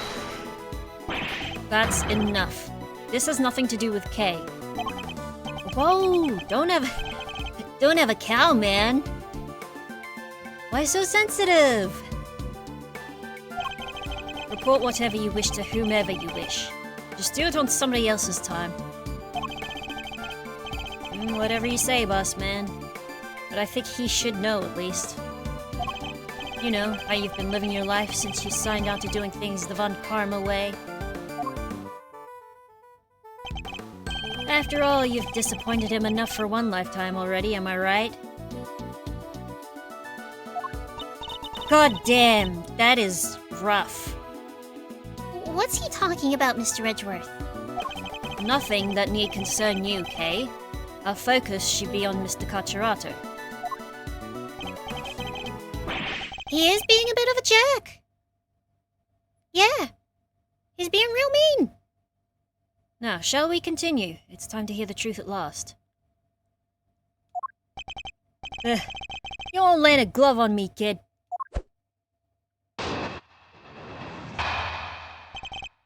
The incident. There was a show finished right around 10 a.m. Came back here after, did me some training. Leastways I tried to. Barely got to the count of 2 before somebody screams, "What the? Ah!" Guy was hollering and howling, crying for help. But what can I do? I'm locked up in here, right? So I tunes it out and I gets back to work. I find it curious that you would pay so little heed to a desperate cry for help. Like I said, boss, what can I do? Besides, this is the joint. Don't nobody thank nobody for getting involved in what ain't none of their concern. I hear you, brother. Best you could do is rubberneck from in there anyway, am I right? You mentioned training, Mr. Kachirato. I can't help but notice how well equipped your cell is. Oh, there's a guy. The Fixer, they call him. What's a fixer? Fellow can get his hands on just about anything you need. For a price. No way! Think he can find me a... Perhaps, Mr. Kachirato, what you ought to ask for is a beginner's guide to giving better testimony. Because I can promise you that you will be down for the count in one. You'll put me down? Ah, try it, you bum. And what am I, chopped liver? For the moment, yes. Pretend you're chopped liver.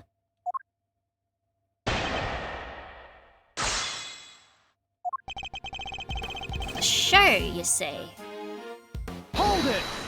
I'll just get myself a sippy.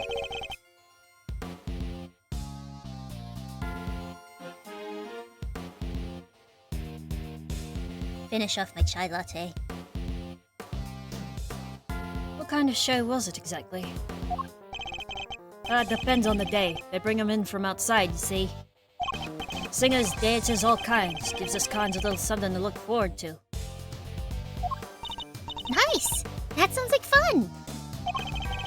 And you went along to see today's show? Oh, sure I did. Can't miss a chance to get a glimpse of the outside world now, can I?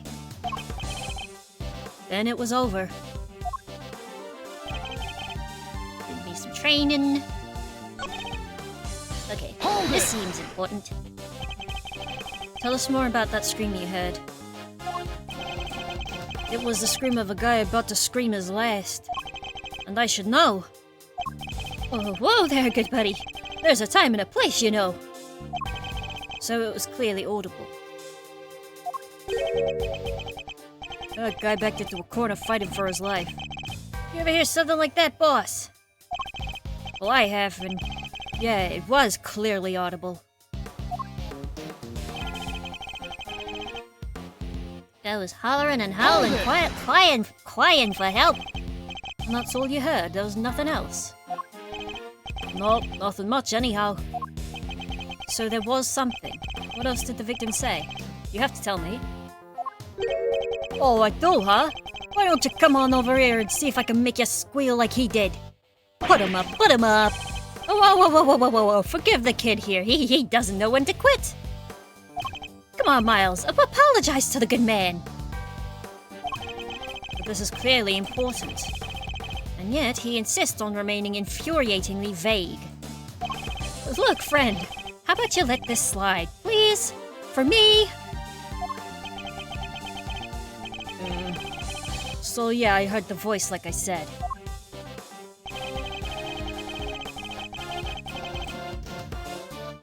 And looked up in here, and he's looked up in there, and...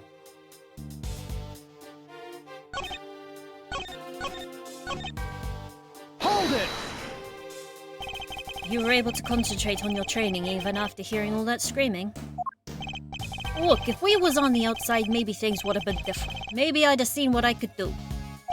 But this ain't the outside. I can't go no place, even if I want to. And you didn't think to slip out from your cell to go sneak a peek? I don't think anybody else would have thought of doing that except for you, Kay. If only this wasn't a prison. Mr. Knight might have lived. I somehow doubt it. Frankly speaking, there was no saving him. Damn, cold Edgeworth. What? What if somebody could have just gotten to him in time? Mr. Kachirato is clearly lying. What I don't understand is why. Let's see what I can uncover by pointing out the contradiction. Kay is very innocent. Here's the thing, because... Objection! Yes. Are you listening carefully, Mr. Kachirato? Huh? You're trying to be killed or something? The victim died from a wound to the throat, and very quickly at that. He had neither the time nor the ability to scream as you claim he did. Ah! I can't believe Edgeworth just punched that guy with the power of his mind right then. You say you heard the victim's cries, and yet that would have been impossible. What? There must have been a scream. He said there was. Who said? Edgeworth has a stand! He said there was? God, what would Edgeworth's stand be named? Oh, quit looking so smug, will ya? Fine, I admit it. I didn't hear nothing, alright? But the guy in the next cell did. He told me so. The next cell? Yeah, that guy. Oh! Oh my god! Oh my god! They put Polly in prison! Oh my god! Oh no! Not Polly! Anyone but her! Oh, what do you want? I heard a scream, what of it? We came back from the show and they put us in our cells, same as always. Then, just like I told this guy, I heard it. A scream. A real scary one. Scary how, exactly? Didn't tell him this part, I guess, but it was kinda like... Eek! Someone, anyone, come quickly! He's... something like that. Well, I guess it's safe to say that probably wasn't the victim. Indeed. It sounds more likely to have been the person who found his body. Oh, that explains it. So Mr. Carcherato was telling the truth. More or less. He was telling the truth second-handedly. Maybe even third-hand. Is that really the case, though? Are there really no problems now with his testimony? Well, yeah, there is a problem. I'm afraid a new problem has reared its head. Namely, why didn't you hear the scream yourself, Mr. Carcherato? Yeah, what gives, pal? How come you didn't hear anything when your neighbor heard it clear as day? Ah! Eek! What do you think I did, the crime or something? Huh? From inside of this here cell? Guy died over in the workshop, in case you forgot. Now, how do you know that? If you're in there and we're out here, how do you know that he died in the workshop? Well, yeah, it does seem a little weird now that you mention it.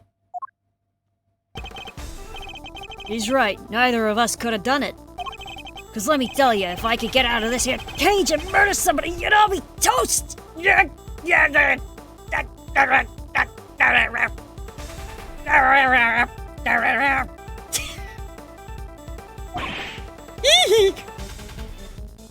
Gumshoe, you're fine. He's in there. And we're out here. Ain't that the truth? Your bums ain't leaving this place in one piece if any of us can help it. I almost forgot that these men are hardened criminals. Well, I won't be doing that again anytime soon.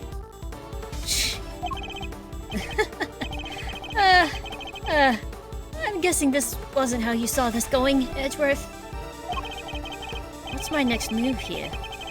I won't get much more out of them in this state. Overruled. Hello? Who's there? Ah! It's these two!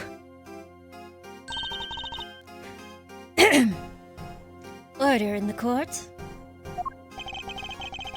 Oh, who died and made you the boss of me, huh? Can't you see we're kinda busy here? Oops. Shh. Hush now. Silence is golden.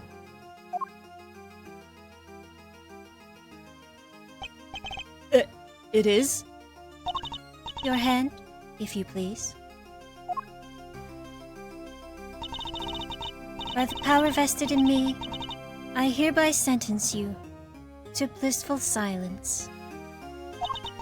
Praise be, a simple life awaits you. No money, no possessions. May the goddess of justice watch over you, now and always.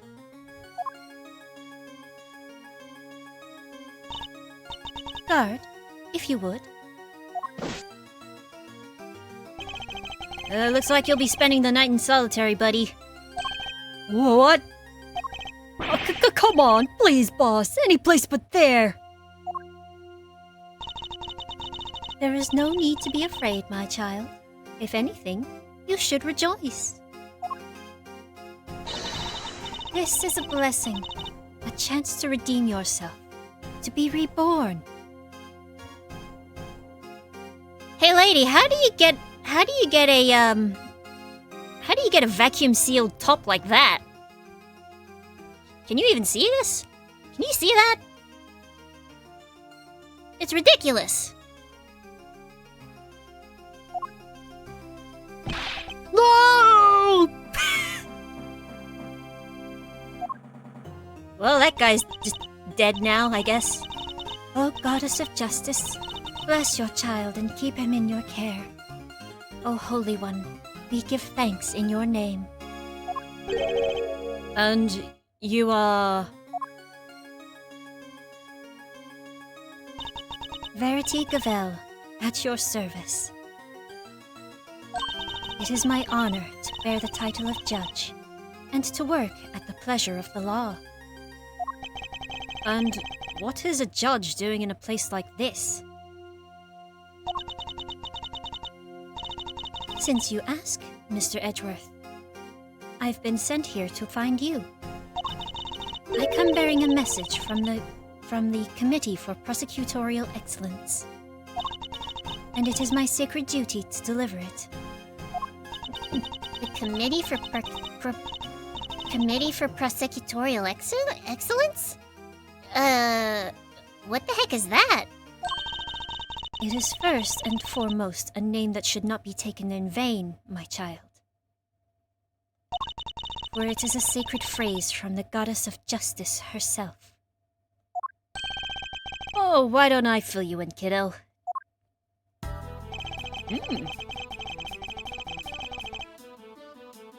The committee is a panel of 11 people whose job is to keep our beloved prosecutors honest. Hey, I think I recognize one of these silhouettes. If you know, you know.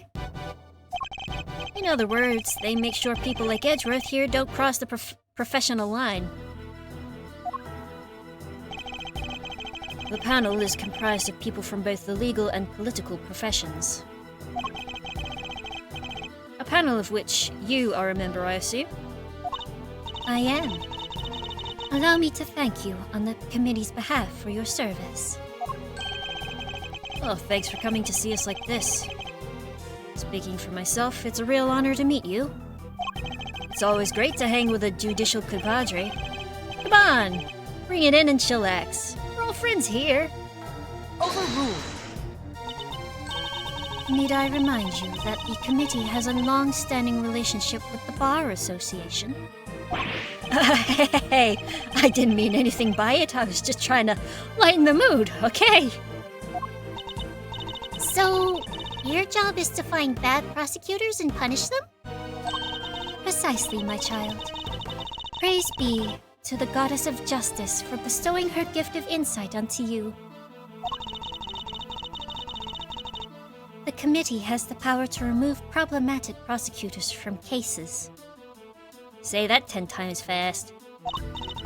And, should a prosecutor truly unworthy of the title be brought to our attention, we are vested with the power to confiscate that prosecutor's badge. And their gun.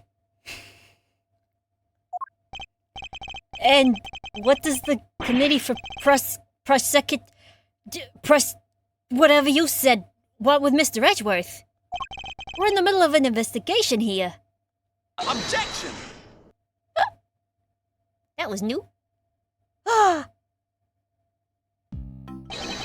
Pitiful. You really don't know, do you? What an ignoramus. It's my son. And who are you, pal? It's my son! Winner. Eustace Winner. Prosecutor extraordinaire. Though you might know me as just the winner, a name they call me down at the prosecutor's office. With great affection, I might add. I've never heard of you. And how about Detective Flatfoot over there? Nope. Name means nothing to me. Well, it's to be expected of an ignoramus, I suppose. Ignorance is sweet, as they say. So I'm sure most things mean sweet nothings to you. Ignorance is bliss, winner. And I don't think sweet nothings means what you think it means.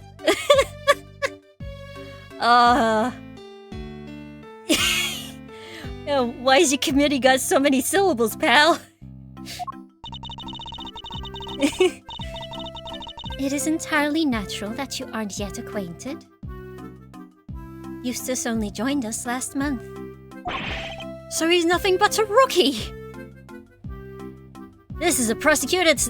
He's just like Godot. He's never lost a case. Because he's never stood for a case. I'm not just any rookie. I am a winning rookie. Which he will prove himself to be in due time. Now let's cut to the chase. I'm here to clean up your mess, Edgeworth. What do you mean? What mess? I fear I know exactly what he means. The committee sending an envoy with a new prosecutor in tow. I suspect I know what you're getting at, winner. But I'm going to need a few more details. Would you mind explaining, Judge Gavel? Very well. By the power vested in me by the Goddess of Justice, I hereby declare that in the matter of the incident at the presidential address and the murder of Mr. Bronco Knight, the committee hereby decrees that Prosecutor Edgeworth be relieved of his duties and be replaced by Prosecutor Winner. Here ends the verdict. What did she whack her gavel on? Oh, what? Mr. Edgeworth is off the case just like that? Judge Gavel, I believe I asked for an explanation. No explanation is required. The guilty verdict is in, the goddess has spoken, and her judgment is final. Objection! That's bullshit! And what exactly have I done to warrant being taken off the case? Come now, Mr. Edgeworth. Claiming ignorance of your crimes will not serve to lessen your guilt.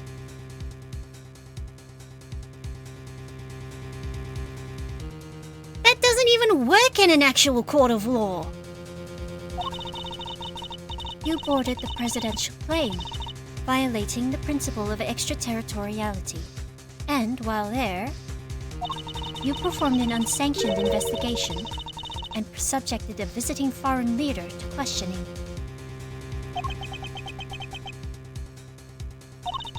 You were one wrong move away from causing a major international incident. Were we? No! Ah! You vastly overstepped the authority of your office. To call it an abuse of power would be no understatement. Objection! I don't deny. Okay, Your Honor, but like, nuh-uh. I don't deny that I may have pushed the boundaries where certain rules were concerned, but there is also no denying that certain risks must be taken if one is to arrive at the truth. I refuse to concede that my actions were inappropriate.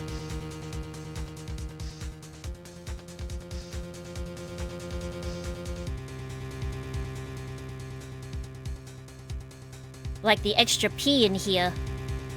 Overruled. Then what you are saying is that the ends justify the means? That rules can be freely ignored? Oh, you studied under Aristotle means, didn't you, sis? That is a very dangerous way of thinking. Oh. She did not. The law is absolute. It is not to be bent to your whims.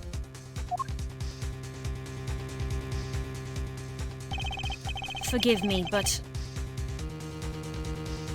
not all of us believe as you do.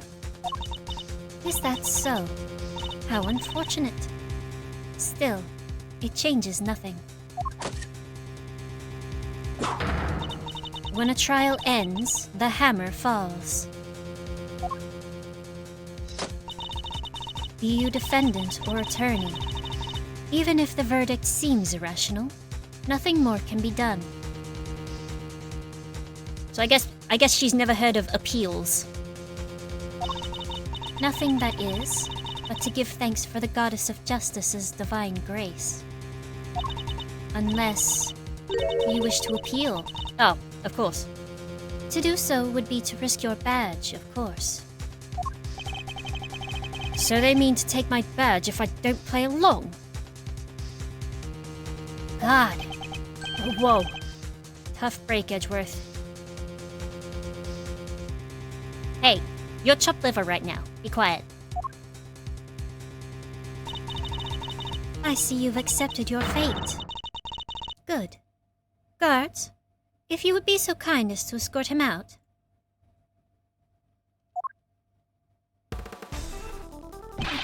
No! Stop! What are you doing, detective? I'm in charge here now. So you'll do as I say and move out the way. What? You're not the boss of me.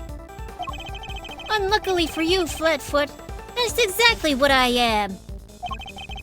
They're holding all the cards here. I don't stand a chance. Detective Gumshoe, do as Mr. Winner says. But, sir! Judge Gavell, Yes, Mr. Edgeworth. the committee's decision is beyond irrational. So yes, I do plan to appeal. You haven't heard the last of this. Duly noted. Until we meet again, then. Let's go, Kay. We're leaving. Right. Oh, and remember, you know who will be getting a full report on all of this? Will you shut the fuck up about that? How long are you going to hold that grudge? Honestly.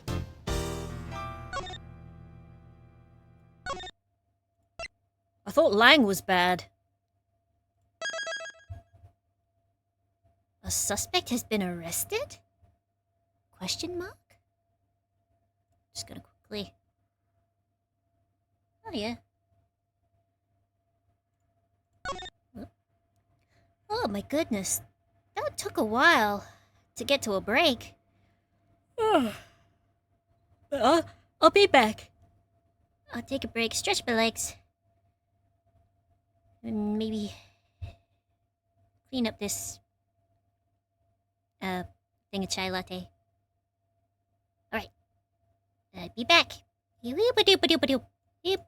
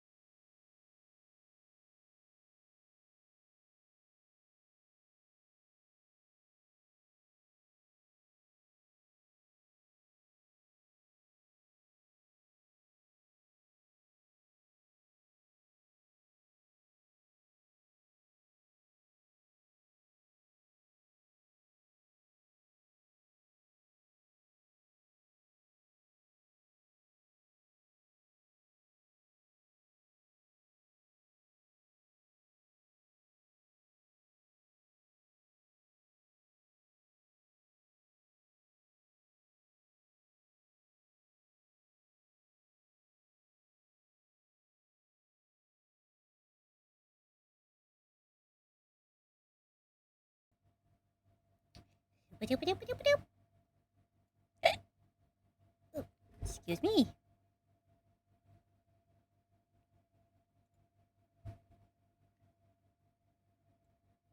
Well, have I got my light in the right place? Probably not. Hold on. Put it over here. Why am I wiggly? Hmm? Come on.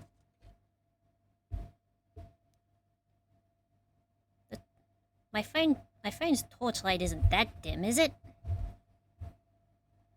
Come on. There we go. Hey. And let's see. There we go.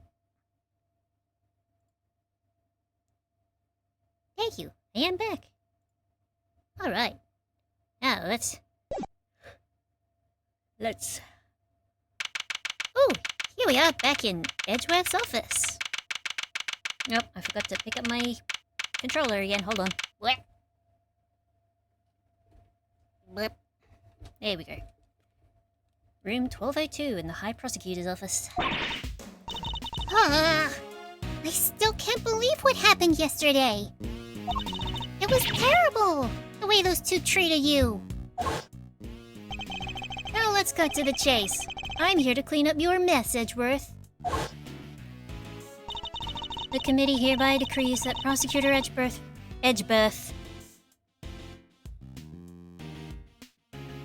No. Edgeworth be relieved of his duties. And replaced by Prosecutor Winner. Here ends the verdict. Judge Gavelle and Mr. Winner certainly didn't mince their words. But that's not what concerns me right now. I'm more worried about the committee's reasons for doing what they did. And the fact that their transparency is about as clear as mud. And what they might do next. I suspect it won't be good. Hey, Earth to Mr. Edgeworth, are you listening to me? Huh? Yes, of course. So this is it. You're giving up on the Bronco Knight case? No, I have no intention of doing any such thing. To walk away from the case would be to tacitly accept the committee's decision. The only problem is that I don't have the authority to continue investigating. Oh. Yes, what is it, Detective? I've got some... Hold up. He's on the phone. I got some bad news, sir. Word down at the precinct is... They just arrested somebody for Knight's murder. What? Do you know who it is? No, but I heard they're being held in the detention center. Maybe you could go talk to whoever it is? Oh, I'm going wiggly again. Good idea. Let's get down there, Mr. Edgeworth. Even without the authority to investigate, surely I can still pay a suspect an innocent visit. Alright, we're on our way. Me too. I'll see you there, sir. But won't you be missed, Detective? Ah, nah. Everyone's busy in the prison going over the crime scene anyway. Good. Then we'll see you shortly. Yes, sir. Come on, Kay. Let's go. You got it.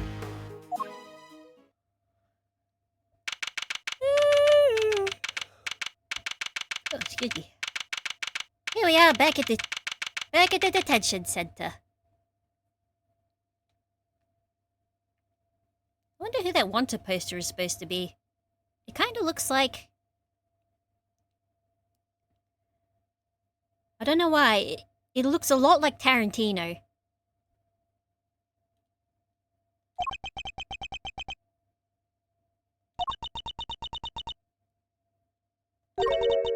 Still no sign of him, huh? Oh yeah, the visitor's room is huge. At least, the visitor's side is. Indeed. Don't tell me they've been killed as well. Wait, this is just like last time. Please don't tempt fate like that. No! I can't! I just can't! Oh, here we go. What if I did that? Sure you can. I told you, it's just a pair of visitors. Hmm? Sounds like someone really doesn't want to see us. No! Oh! Just talk with them, please. But one of them's a prosecutor, right? Aren't they all super scary? All they do is stare at you, right into your soul. You must be the suspect in the... See, I told you. This guy! Okay, why is this man so flustered? Probably because you're being you. But I guess that's just how you are. Thanks for clearing up absolutely nothing. Hey, Miss... This game's characters are so good, honestly. Hey, Mr. Suspect. You doing okay in there? We just want to have a little chat with you. No biggie, right? Who are you? I'm Kate Faraday, Mr. Edgeworth's trusty sidekick. It's just a part-time gig I'm doing while I take a break from my real job, though. Funny. I don't recall ever employing you. And that's Mr. Edgeworth. He is a prosecutor, but he's not gonna stare a hole into your soul or anything. Oh, please. Really? Ah! Really, really? Really, really? Really?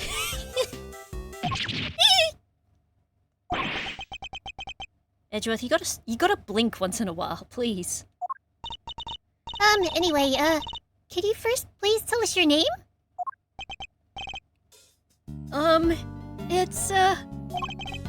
It's Saint. Simeon Saint. Oh, nice to meet you, Simeon. Alright, you can call me Kay. Everyone else does. Prosecutor Miles Edgeworth. I would like to ask you a few questions, if I may. Please, Simeon. We're trying to help you, I promise. Really? Thanks to Kay, it sounds like we might finally get some answers at least. I love this guy. He's so cute. Perhaps you could start by telling us a little about yourself? Who, me? But Why would anyone want to know anything about me? I'm boring. I'm nothing. I'm a nobody. Do you have a job? well, it's not... It's hardly worth mentioning, really. I'm your average corporate pencil pusher, just like everybody else. Honest. This is going to take a while.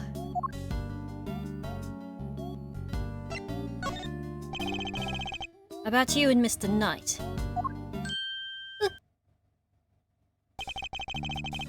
And just when I thought we were making progress. Okay.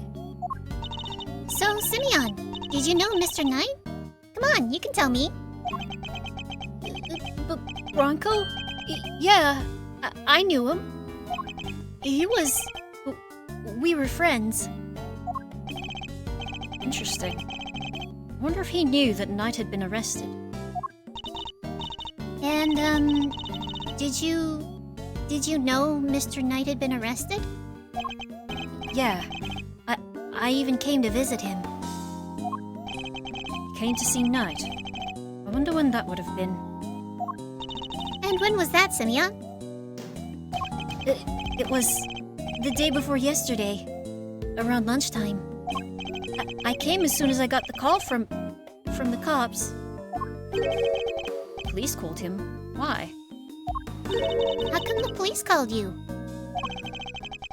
They said Bronco asked him to. That he needed a favor. A favor? Uh-huh. He wanted me to bring him his chess set. The pocket-sized one. So I went by his place, and then I came here. A chess set? A chess set? Is it just me, or is she getting better at stealing my thoughts? You do know everything you think is written over your face, right, Mr. Edgeworth? Also, I can read subtitles backwards. Did you know that? Yeah, I'm not a mind reader, just an expression reader. Amazing, right? Don't you just love having a sidekick as helpful as me? Have you read what my next move is going to be? I sure have. There's something you want to show Simeon. Indeed. Let's present it to him and see what he has to say about it. Yes. The pocket chess box.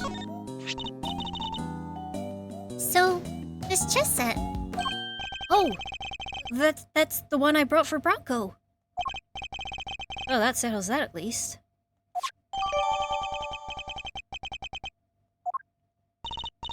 We, found it next to Mr. Knight. He always had to have a chessboard somewhere nearby. I'm not surprised he had it with him when he... Simeon, you and Mr. Knight. You were very close, weren't you? Yeah, we were best friends. At least, I thought we were. But I guess I was wrong about that. What do you mean? If I knew him so well, why was it such a shock for me to find out he had killed someone? It's not easy discovering that someone you're close to has committed a terrible crime. It's a very bitter pill to swallow indeed. How could it all end like this? I could never have imagined something so awful. Something's not right here, Mr. Edgeworth. There's just no way Simeon murdered Mr. Knight. Yes. He certainly doesn't seem to have an obvious motive. Then again, he wouldn't have been arrested for no reason either. Even if the reason was a stupid one. I wonder what grounds they had for doing so.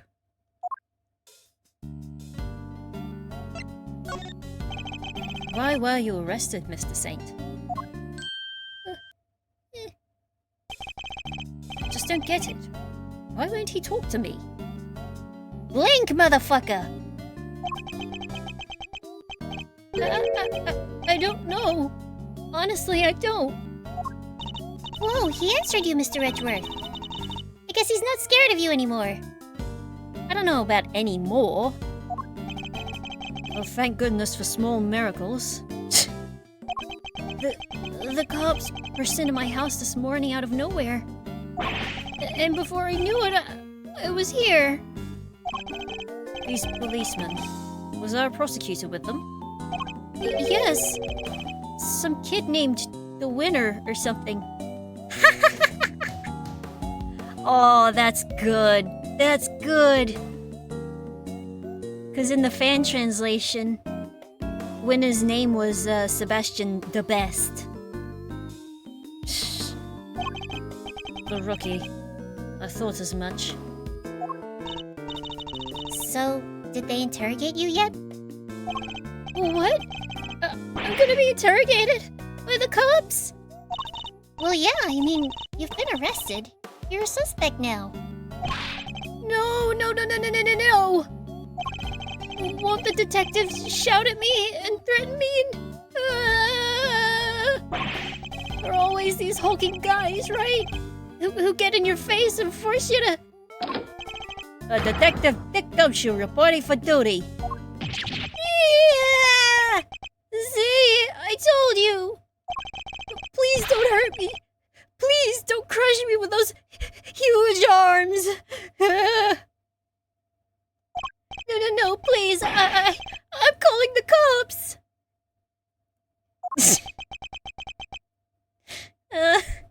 Oh, Simeon. What's up with this guy, Mr. Edgeworth? Oops. What's up with this guy, Mr. Edgeworth? Oh, nothing, Detective. You're just being you. I guess it's just how you are. Ha! I don't get it, sir. Look, Mr. Edgeworth, Simeon is clearly innocent. So there's gotta be something we can do for him, isn't there? Mr. Saint. Yes? You were Mr. Knight's friend, and 2 days ago you came to visit him. You had nothing to do at all. You had nothing at all to do with his murder. Is my understanding correct? Yes. I didn't kill anybody. Very well. Then I will choose to believe in you. And I will do all that I can to assist you. Huh? But why would you help a nobody like me? 'Cause you've been wrongfully arrested. Let's just say I may not be doing it solely for your sake. I have something of a personal interest in this case. That's right, it's payback time. We'll show those two whose investigation reigns supreme. Oh yeah, now we're cooking! Unfortunately, I still lack the authority to conduct said investigation. As such, my resources are rather limited, and I'll need to lean heavily on the ones I do have at hand. Which means you, Mr. Saint. Your information will be invaluable going forward. In other words, let's see if we can't help one another out, shall we? Oh, I just thought of something. Why don't you just borrow an attorney's badge? Then you could represent our pal here. Now's not the time for jokes, Gummy.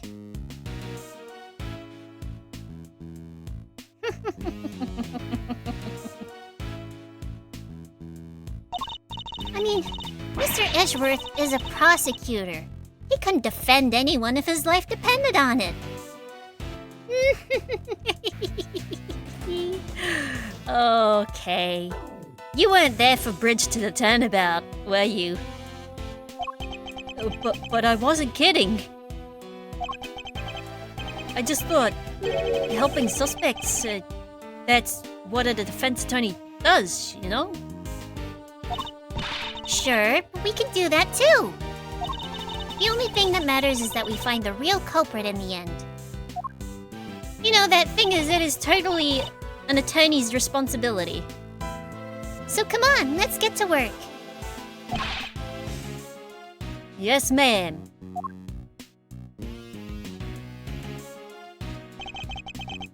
I'm sure you know already, but just to be clear, if our investigation ultimately proves you to be the culprit, we'll have no choice but to treat you like any other suspect. But you needn't worry. I believe you. Or at least I've decided to try. For now.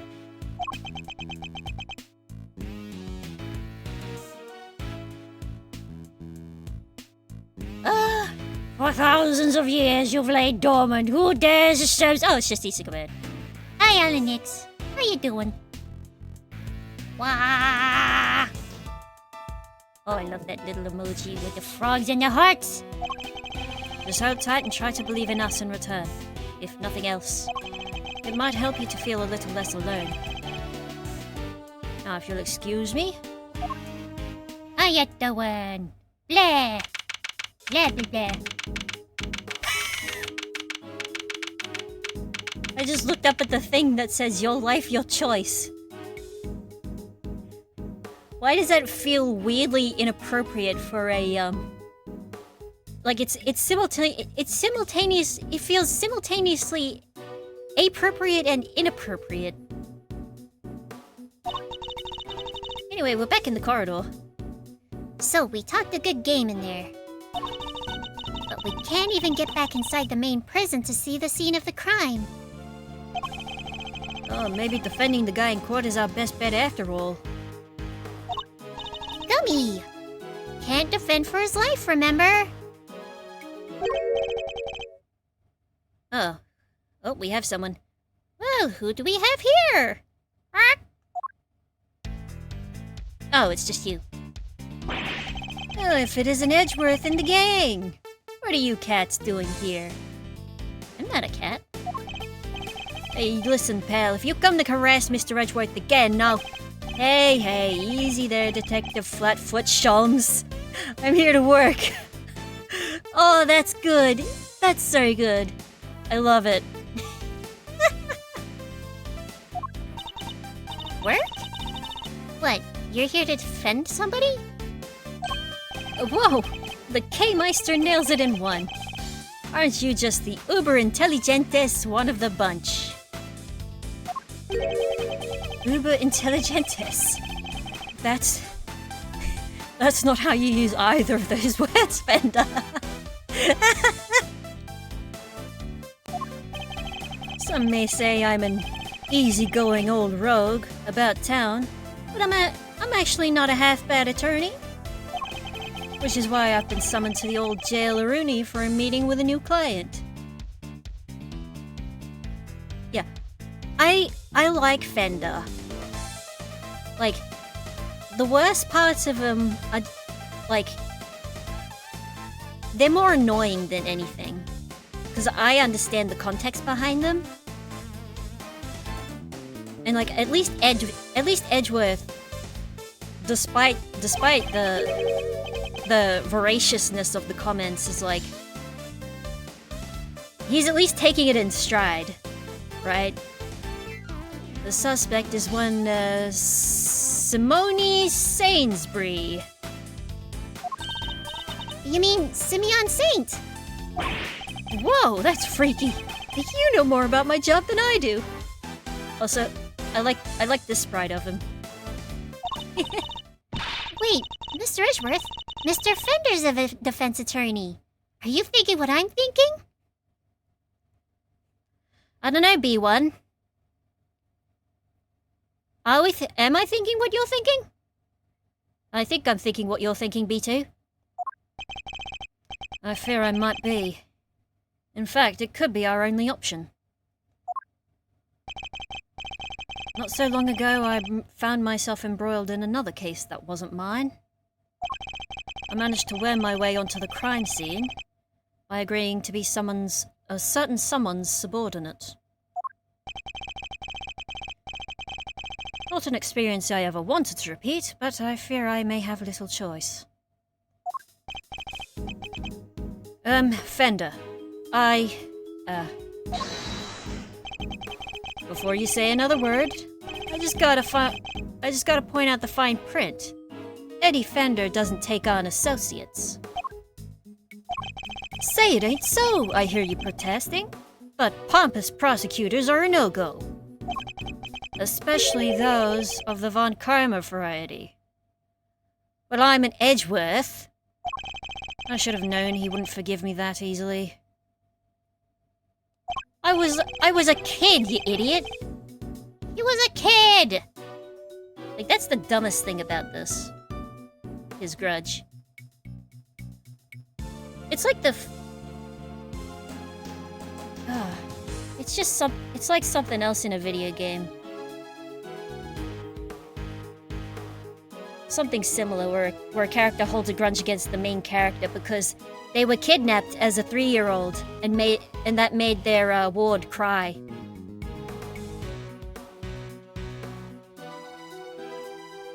I understand why you wouldn't want to work with someone like me. What's more, I understand how you feel about all things Von Karma. Like, I'm sure there's like a cultural difference here that is not something I'm jiving with. But please believe me when I say, I'm not the man I was back then. I'm no longer under my old mentor's spell. You better believe it, pal. Mr. Edgeworth's a changed man. Sure, he used to be the demon prosecutor. But he's not like that anymore. I do have feelings, Detective. Gummy's right. Mr. Edgeworth's one of the good guys now. Yeah, I'm sure they're forgetting that Von Karma literally killed his father.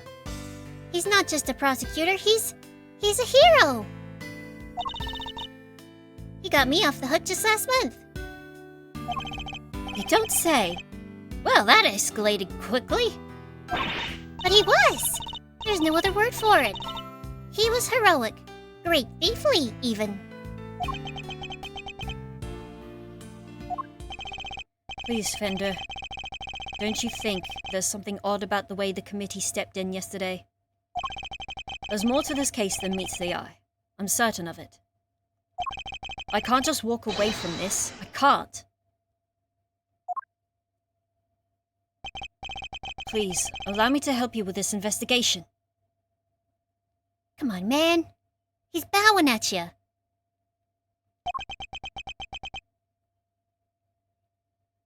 Yeah, there is a weird, like, thing of, like, blaming a victim for the actions of the perpetrator. Which is something I heavily disagree with as a value. Sheesh. A bow from the great Miles Edgeworth. Never thought I'd see the day, but here we are. So enlighten me, if you will. What made the leopard change his spots? Well, I suppose I would have to say the courtroom itself. I've experienced so many things and met so many people there within its four walls, including some old friends who showed me a better way to be. How could that not change a person?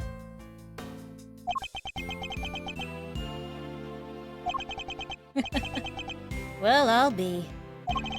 The old you would never have bared his soul like that. That was beautiful. You might have even surprised you-know-who. And you know how much that takes. Tell you what, here's what we're gonna do. We're gonna start again with a clean slate. So, this is me. Edgeworth & Co. Law Offices. Eddie Fender, Senior Partner. Edgeworth? That's right. Mr. Fender here began his legal career as an assistant to my late father, Gregory Edgeworth. That's right. What? Your dad was a defense attorney? So the you-know-who Mr. Fender keeps talking about is... Oh, the clever K-Meister nails it in one yet again. That's right, I was talking about his old man. Guess you all noticed I kept his name over the door, so to speak. Least I could do for old Gregory, really. Listen, Edgeworth. Miles. I'm gonna level with you here. I don't trust you. Not fully, anyway. I can't just forget about all those years you spent licking Von Karma's boots, you know. Anyone can say they've changed. I'm gonna need you to prove it. Besides, you know it's what Gregory would have wanted. Very well, I accept. Okay! And that's enough hardball for one day. Let's move on to the fun stuff. I hereby appoint you Interim Associate of Edgeworth & Co. Congrats, man! I will try not to let you down. Well, doesn't this bring a tear to the eye? A prodigal son coming on board at his late father's firm. Permission to come on board too, please, Mr. Fender? You don't even have to ask, kiddo. Welcome to the crew. Woohoo! Thanks, Captain. Alright, I guess it's time to go to work. So, where to begin? Any bright ideas, Miles?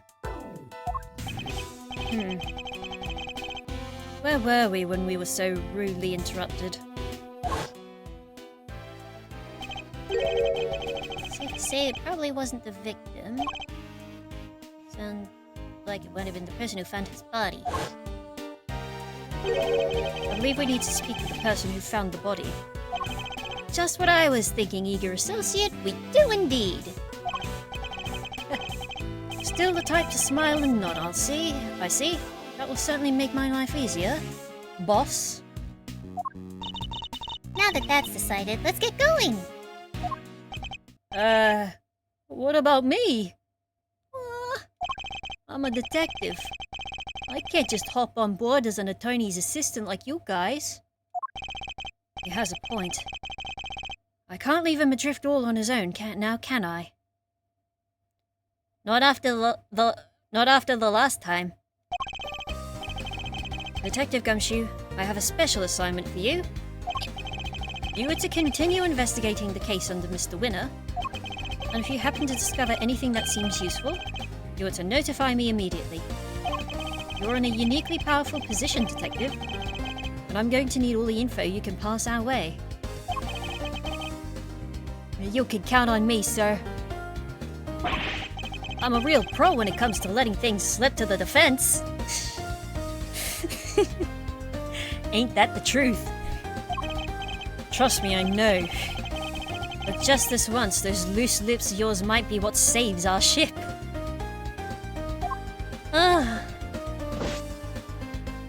Off he goes. Throw wide the prison gates, good sirs, because here we come. Oh, my head. Pony! Here we are back in the prison corridor again. So, any idea how we tracked down whoever found the Bronxter's body, Miles? I think our best bet would be to simply ask around. Oh, don't you dare! Who's this? Oh, hello, lady! Who is this? Excuse me, but... Oh, my, just look at you! Are you talking to me? Just fabulously chic, darling, fabulously! Facial hair is so very... au courant, don't you think? Enchanté, mademoiselle. I'm much obliged. Defense attorney Eddie Fender, at your service. Oh, I bet. Let's get things off on the right foot, shall we? A little embrasse, perhaps? I like the sound of that.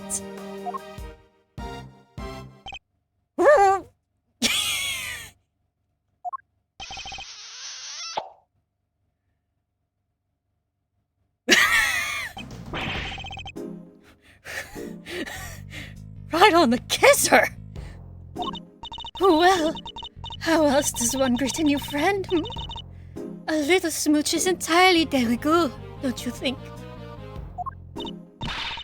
Whoa! Talk about stealing a kiss! Indeed. An act so shameless it puts even great things to shame. Physical contact is so very important as a form of expression for our little family. Everyone in this lovely home will tell you as much. Hey, if everyone else is hip to that, I could be hip to that too. Sure.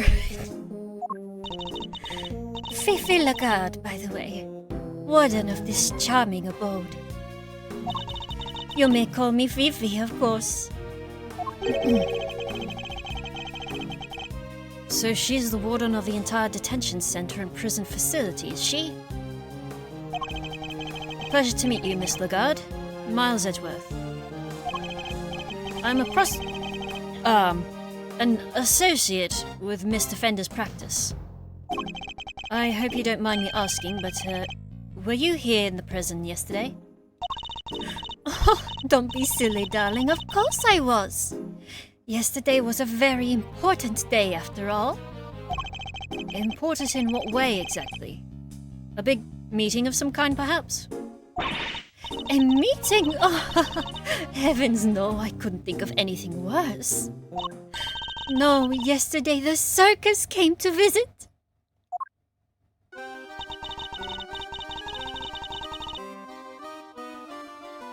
Uh-oh! It was a simply spectacular event, featuring some terrifically talented animals. Anyone who is anyone had to be there. If you were here at home, you were watching the show with me. Ah, the circus. The performers set up a special stage in the yard just for us. We are one very lucky family, n'est-ce pas? So she was at the circus performance for the inmates yesterday morning. Mr. Cacciarato mentioned a show yesterday as well. He must have been talking about the same thing. I remember the circus. What time did this show take place? From around 8 until 10, maybe? Yes, something like that. Meaning it finished right around when the body was discovered. And by dint of having attended the show, she has a reasonably solid alibi. Oh, would you look at the time? Sorry, darlings, but I really must dash. Feel free to explore our home. Mi casa su casa and all that. Ciao for now. Off she goes. Well, what now, Mr. Edgeworth? The person who found the body screamed, and that scream was heard by one inmate that we know of. Therefore, our first task is to question this inmate and see where his information will take us next. I get to look at the aminos! Yay! Pony! They even have ponies! This one's only big enough to carry a small child. Isn't this great, Mr. Edgeworth? It's like being at the zoo! Except it's the humans, not the animals, who live in captivity here. No one would mind if I took one home with me, would they? No, that's someone's friend! If by home you mean behind bars, then no, I suppose not. Polly! Polly, what did they do to you? Polly! Oh, we can't talk to her. Dang it. Oh, it's a blurb about the guy in the cell. Let's see what it says. Prisoner number D259. Classification, habitat, sea cell to the right. Not exactly helpful, is it? This grizzly fellow has a pet polar bear called Teddy. He's a former boxer who loves to stay trim and is always at optimum fighting weight. He may push his body to the max, but he's relentlessly kind to himself. Omnivore. Who exactly is all this information for, anyway?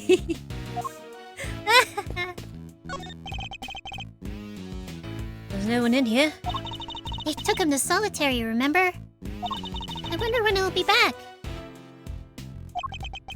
It may be a while. I got the feeling he was in pretty serious trouble. Poor guy. Did you see the tears in his eyes? He really didn't want to go. The way they literally had to drag him away was certainly unusual for a simple timeout. I shudder to think what kind of punishment he's facing right now.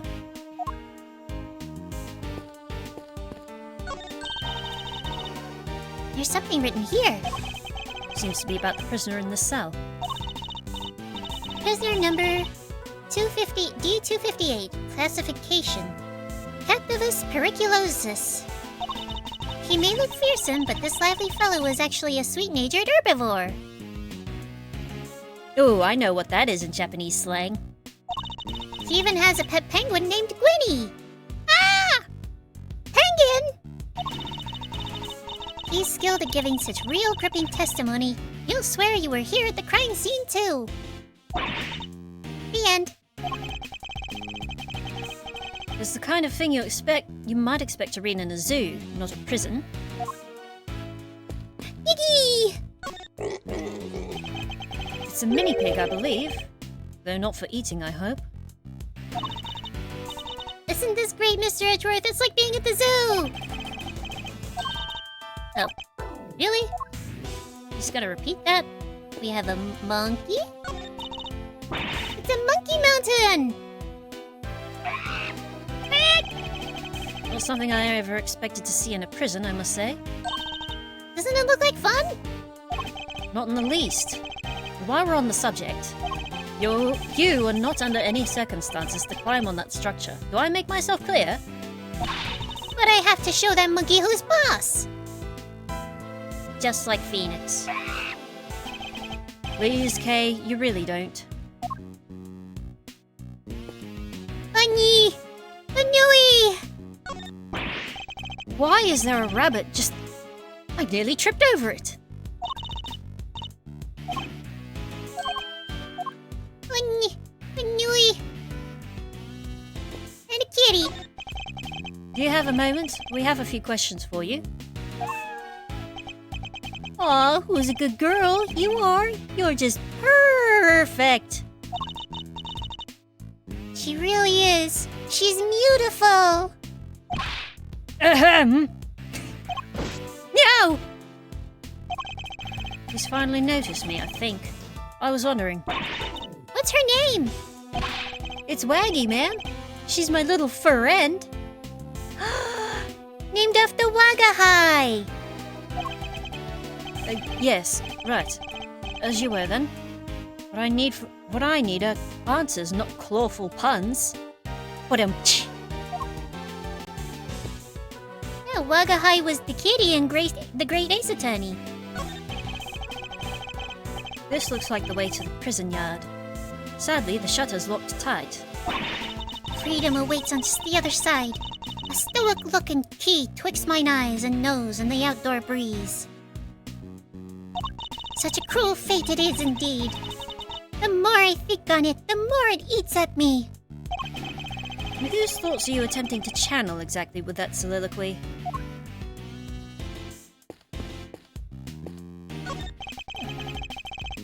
This is the door to one of the workshops. Why do they have workshops in a prison anyway? Prison labor? They're for people to train in for when they return to life in the outside world. But a dead body was found in one of them, right? So then it's not really doing a good job of helping anyone return to life, is it? I suppose, that's another reason why we should aim to clear up this mystery as soon as possible. Alright, let's talk to this guy. About the person who found the body, do you happen to know where he is right now? Should be in one of the workshops, I guess. Usually is at this hour. And it seems the workshops are our next port of call. Here we go in! Hello? Anybody in there? Nice try, kiddo, but this isn't a bathroom stall. Yo, you there! Could you help us out here, my good man? Yes, sir. What can I do for you? Is somebody using this workshop right now? Yes, sir. One of the prisoners is in there. And yeah. There's a muff flying around me. Just confirmed it myself during the noontime roll call. We'd like to speak to this prisoner, if that's all right. Sure, I'll go fetch him right now. Won't take a sec.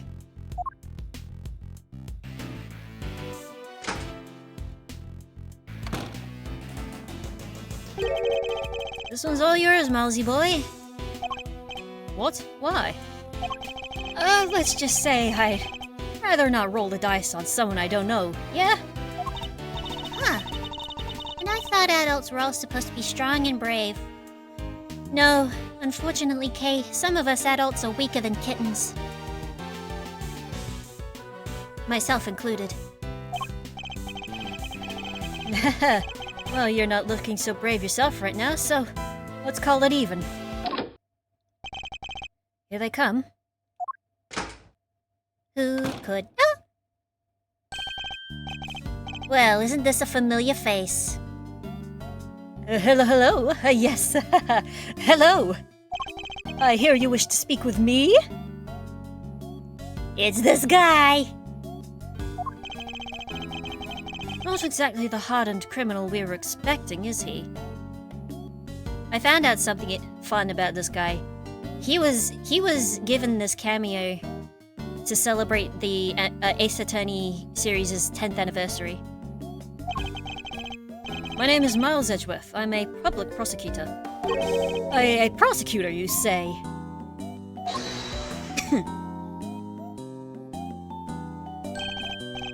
Eddie Fender, attorney at law. What happened to being too scared to handle this? Well, look at him. He's milk toast. Oh, listen, sorry about my pal here. He gets the weirdest ideas. Prosecutor, indeed. That'll be the day. He's actually just an associate. Geez, Miles, get a grip, will ya? He's right. I mustn't forget that I'm a defense attorney's assistant for the time being. Ha ha ha! That explains it. I did think you looked a little different from the prosecutor I spoke with yesterday. So he's already spoken to Winner. Would you mind answering a few questions?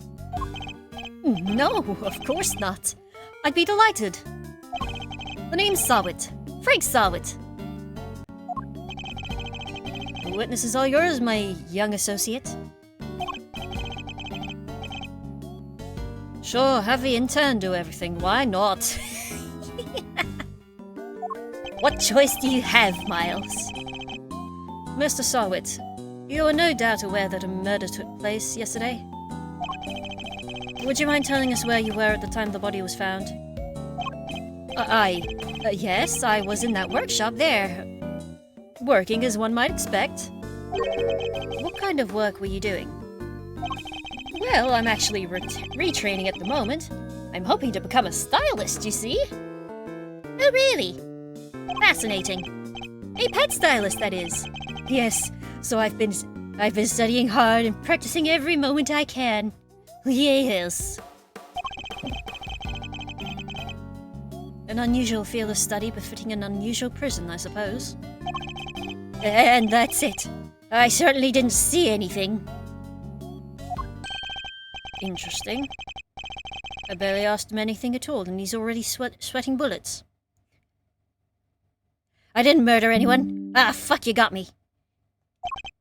You're good, prosecutor. Associate. So, yes, I'm afraid I won't be able to help you. Sorry. Hold it! No, I'm the one who's sorry, Mr. Sahwit. For this interview has only just begun. I mean, even if you were to ask me, you know something, don't you? It's that,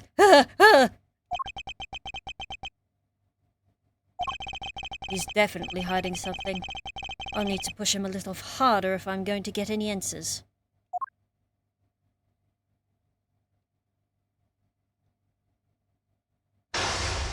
I started with one voice and then went a different direction. Just because I was thinking about something funny. The first step is to analyze the situation. Let's take a look at our opponent. I didn't see anything. I really can't help you, I'm afraid. Something tells me he'd be a good poker player. It's hard to tell much at all from his face. You think he plays Belotro? I don't think he'll be giving me much in the way of physical cues either. I'll have to rely solely on his words instead. That's the only way I'll know what's going on underneath. Alright, time to make my first move. Let's see who we're dealing with here. He may be good at hiding his emotions, but everyone has a tell. Mind chess. Tell me, what's your connection to this incident? Which incident? The murder? Oh, well, it has nothing to do with me. At all. Nothing. Really? I wouldn't dreamed of getting involved in anything as ghastly as that. Well, you see, how can I put this? Well, I like to think of myself as an upstanding citizen, a good person, if you will. A good person who's in prison. Forgive me, Mr. Sahwit, but under normal circumstances, good people do not tend to end up in prison. Not usually. That's... So you'd do well to tell me what you know about the incident. How many times do I have to tell you people? I mean, I don't know anything, I swear. You seem angry, Mr. Sahwit. Oh. Nope, that was wrong. Really, it seems to me you're just wasting my time. I should have picked my words more wisely. Yes.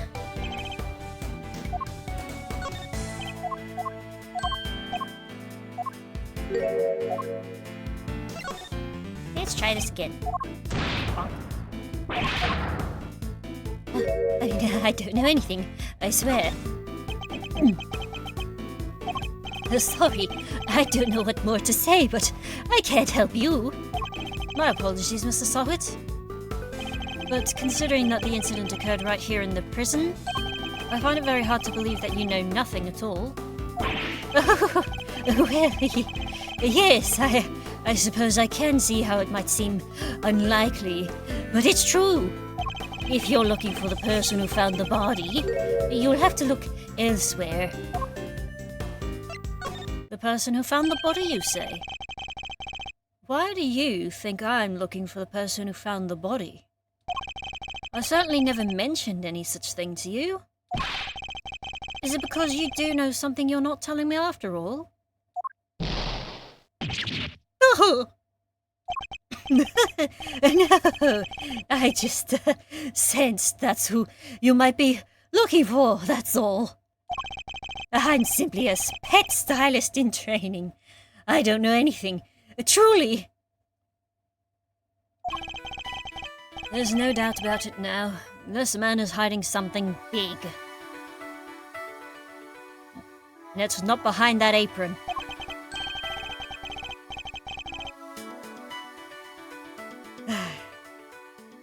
In which case, let's find out what he did yesterday, the day of the incident. My opponent is very good at hiding his true feelings, but not for long. It's time to smash that mask of his and see what lurks behind that phony smile. Persona!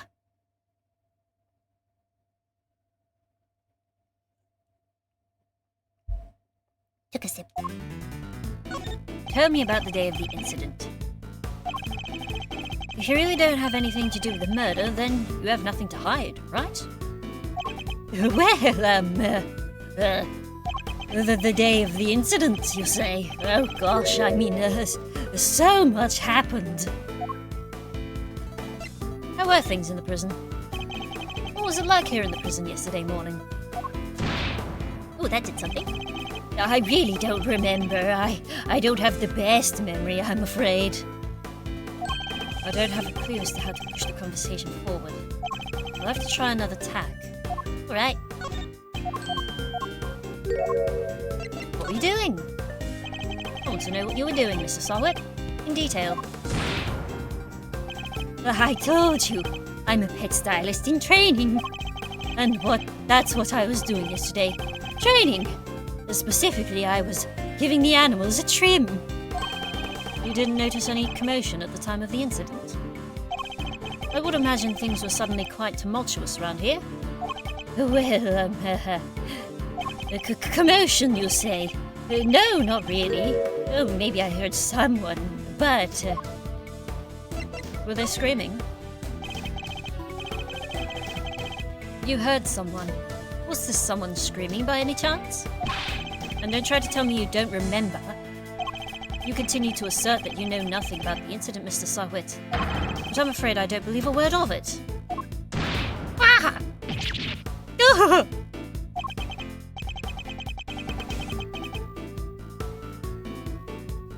No, I thought I heard someone yelling, but... Wait a second. I just gotta look at the front of his apron. It says Bow Wow Thylacine. Hell yeah! I missed the thylacine. I don't really remember. fact that he heard a scream at the time of the murder may well prove to be a useful clue. I would do well to bear it in mind.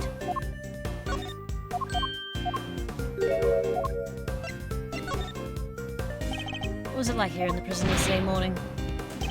I really don't remember. You said you heard a scream! You don't remember? Please. You literally just confirmed that you heard a scream.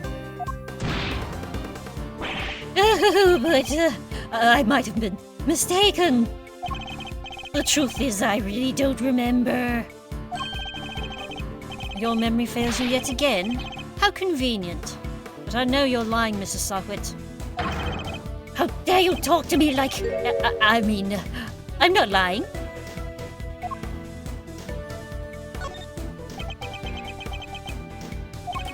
Look, if you must know, when I'm working with the animals and I get into the zone, they're all I see. Am I to understand you have something of a talent for animal grooming then? Oh, well, my scissor technique could use a little work, but I'd say I'm quite good with the animals. They seem to like me. I'm especially good at calming them down when they get scared. Scared? And when exactly do they get scared? Surely it doesn't happen very often. Oh, well, that's... no. Thankfully, it doesn't. A scream would certainly frighten them.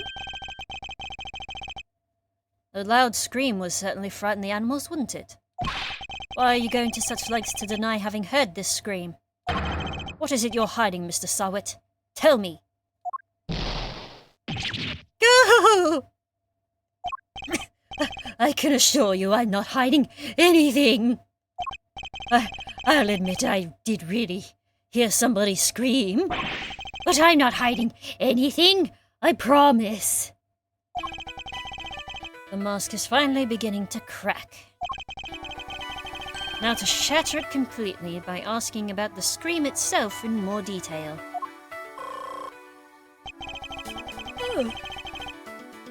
Oh, goodness.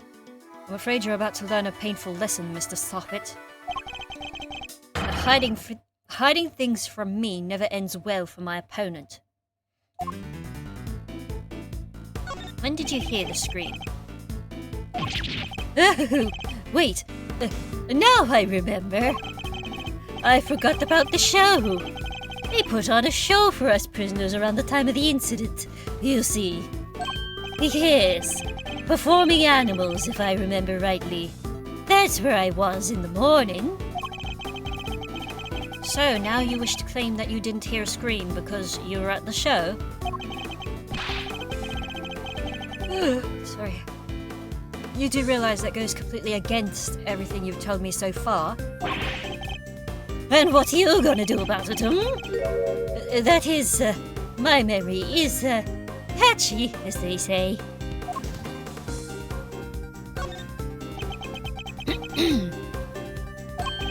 The animal show really had to be seen to be believed. It did it? Tell me, what kind of animals did you see? Let me think. A whale? You did not see a fucking whale. Bullshit. You weren't actually at the show, were you? You were nowhere near the show, were you? Oh! Well, I seem to remember being there, but maybe I was, maybe I wasn't.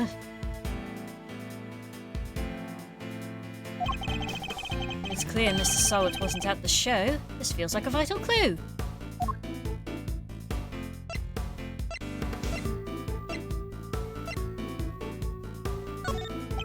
Who did you hear screaming? Wait, I just realized I made a mistake. When the incident happened, I was out in the yard. Yes. So, I didn't hear anyone screaming. No one at all. Time to deploy my clue. You weren't at any show. How long are you planning to keep up these lies? I already know that you weren't at the show. Oh! The game's up, Mr. Sahwit. It's high time you told me the truth. I demand to know about this scream now. I can't tell you what I don't know. I didn't hear any scream. Not from the person who found the body. Wait, it wasn't the victim who screamed? How curious. Most people would assume that the scream had come from the victim. So then, why do you think it came from the person who found the body, Ooh! Oh, the pain of it all! I made a mistake, that's all! How, Mr. Sahwit? How did you know that it was the person that found the body who screamed? It's, because you're the one who found the body. Shall I tell you? You knew because it was you who found the body. And the scream that was heard when the incident occurred, excuse me, didn't come from the victim. It came from you.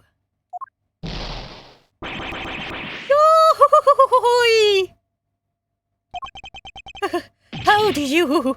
Oh, it's true. I admit it, but what gives you the right to treat people like this? Checkmate.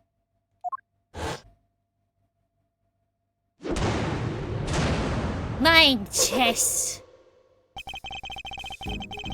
Now that we've established that you were the one who found the body, Mr. Sahwit, I believe you have lost any standing you might have had to withhold your cooperation.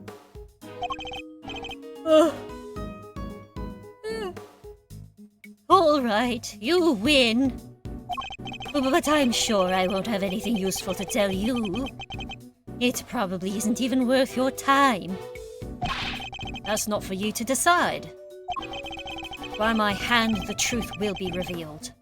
Every decision I make is to ensure that end. Except... that's not exactly what we're here to do, is it? What do you mean? We're not trying to expose the truth. We're trying to save Simeon! That's what we do now, remember? We work to get our clan out of trouble. Not as a prosecutor, but as a defense attorney's assistant. But what the K-Meister said, you need to listen to the kid more, you know? The client has requested the services of Edgeworth & Co. And as your old man always said, your relationship with your client comes before anything else. Everything else. So if you think Mr. Saint's well-being is taking a backseat to some quest for the truth, well, let's just say, I don't like to fire people. So I need you to fight against your instincts a little harder, yeah?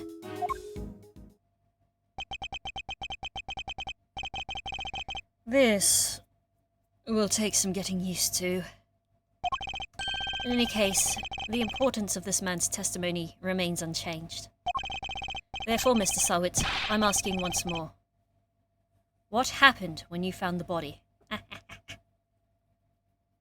Ah, yeah! A bug was crawling up my arm, I got it. But it was a stink bug. Stink beetle. Wah! I hate them! I hate them so. I hate stink beetles.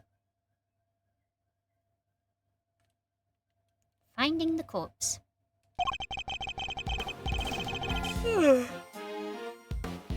I was in that workshop there by myself, practicing what I'd learned. I don't remember how, but I found myself in front of the door to the other workshop. I happened to peek in through the little window, and then I saw him lying there, a man not moving, dead!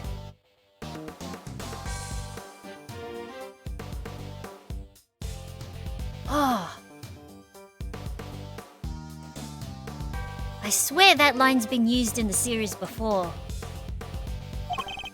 I quailed in fright and found myself screaming in sheer terror.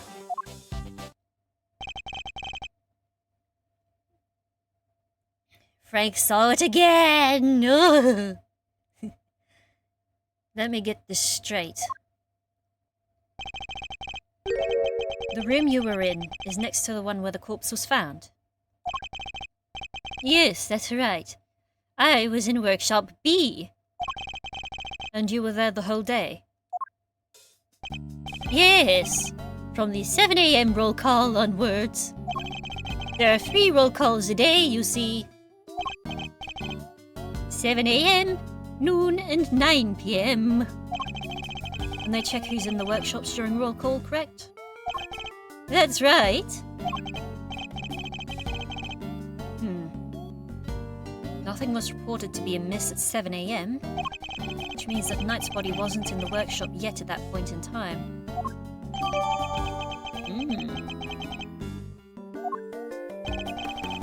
Guess that means the murder took place after 7 a.m.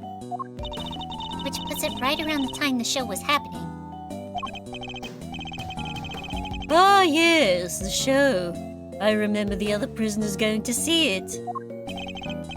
Therefore, anybody who wasn't at the show has no alibi. Would that be a fair assessment, Mr. Sahwit? I guess so, but I only found the body, I swear. There's a clear contradiction in Mr. Sahwit's testimony. Rooting it out should be my first priority. Rebecca!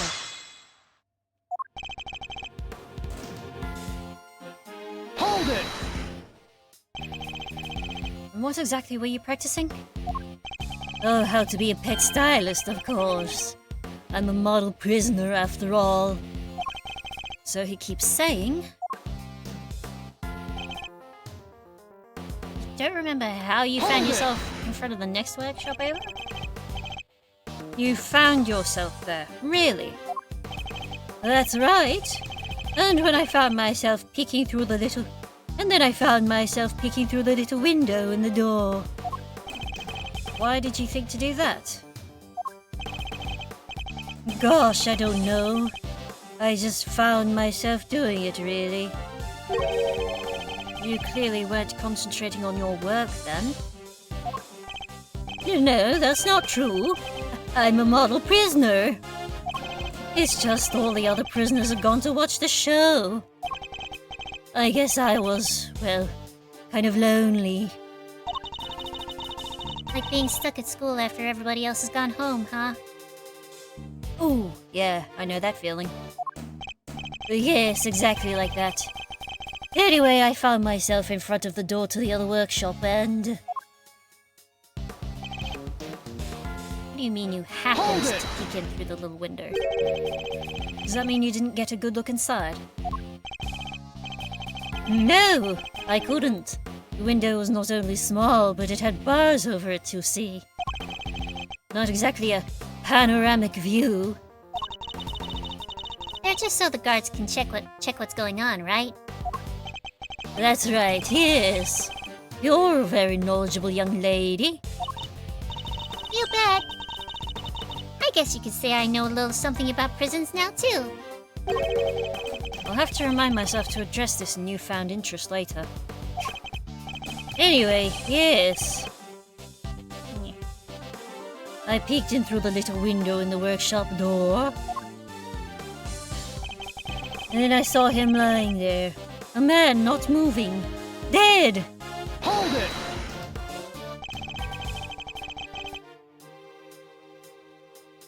Could you tell right away if it was a man or a woman? It was clearly a man. His physique, his clothes. It was also very clear that he was dead. You could tell just by peeking through the little window? Look, let's just say this wasn't my first dead body. What? What? You mean... You're in prison for... To my eternal shame, yes. This was, however, the first time I'd seen another person's handiwork up close, so...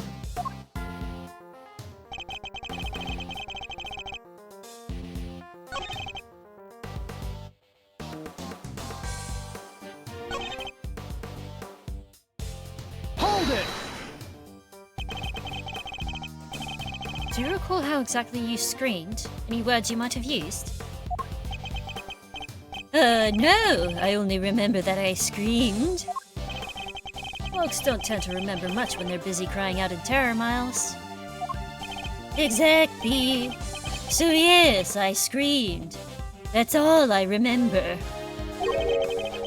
He presents himself as an innocent bystander.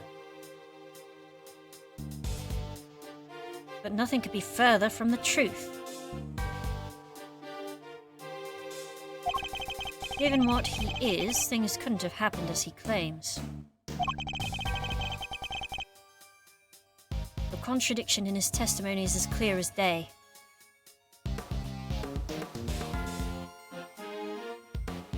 I just need to prevent the evidence that proves it.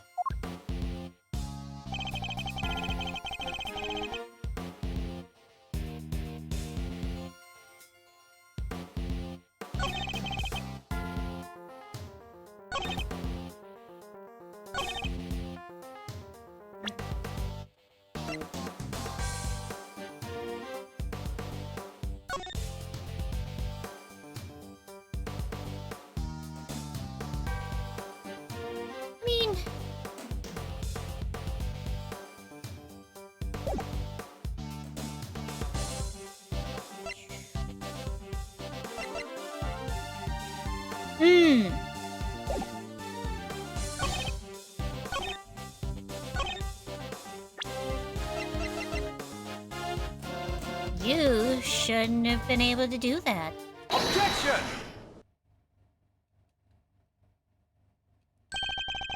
Enough of these pathetic lies, Mr. Sahwit. I'm afraid you've rather lost sight of what you are. An idiot. What I am? I know precisely what I am. I'm a former newspaper salesman who's training to be a pet stylist. Hold it!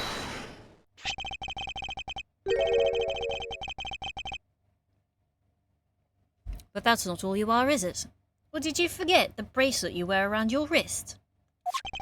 A bracelet that marks you as a prisoner, and therefore unable to move around as you please. As we both know, stepping outside that door would have sounded an alarm. Well, that's, But there's no way you could have looked into the other workshop without leaving the room you were in. Ooh!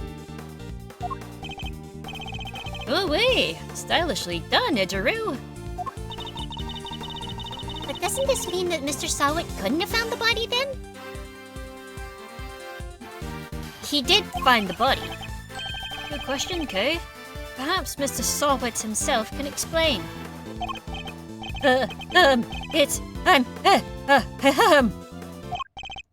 So actually, I may have forgotten one very important detail. Sorry about that. I can explain exactly how I was able to see the body, if you like.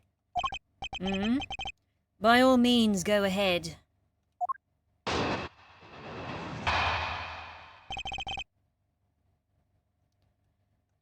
There's a little trick we prisoners know about, you see. As long as you leave your bracelet inside the door, you can lean out without triggering the alarm.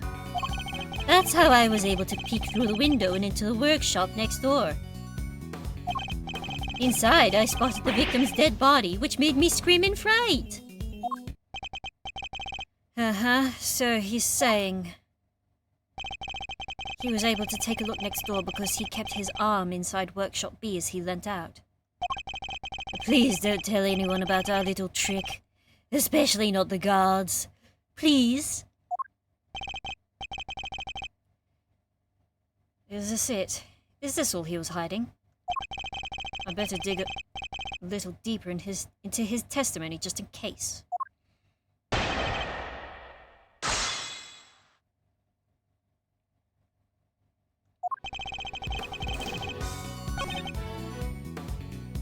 Let's ask about this. Hold it! I suppose this allows you to enjoy a little taste of freedom.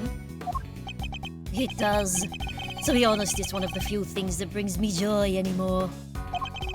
Rather surprising source of joy. But rule breaking isn't exactly a demonstration of remorsefulness, is it? But I am remorseful. I always am. I'm a model prisoner, after all. I'm beginning to suspect that he doesn't know what a model prisoner actually is. So you used this trick to peek through the window. That's right, yes. I made sure the guard wasn't looking and then leaned out into the corridor.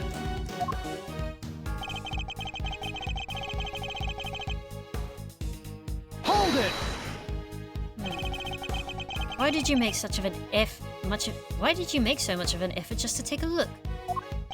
Well, you see, I heard noises coming from next door. And that room was supposed to be empty, so I thought it was strange. And you went to look as soon as you heard these noises? Yes, yes, of course. I had to see what was going on, so I went right away. I see. Are there any problems with what Mr. Sahwit just said? Yes. You claim that you looked into the next room as soon as you heard noise. If that's the case, you must have seen more than just a dead body. Because the person who made the noises should have been in there too.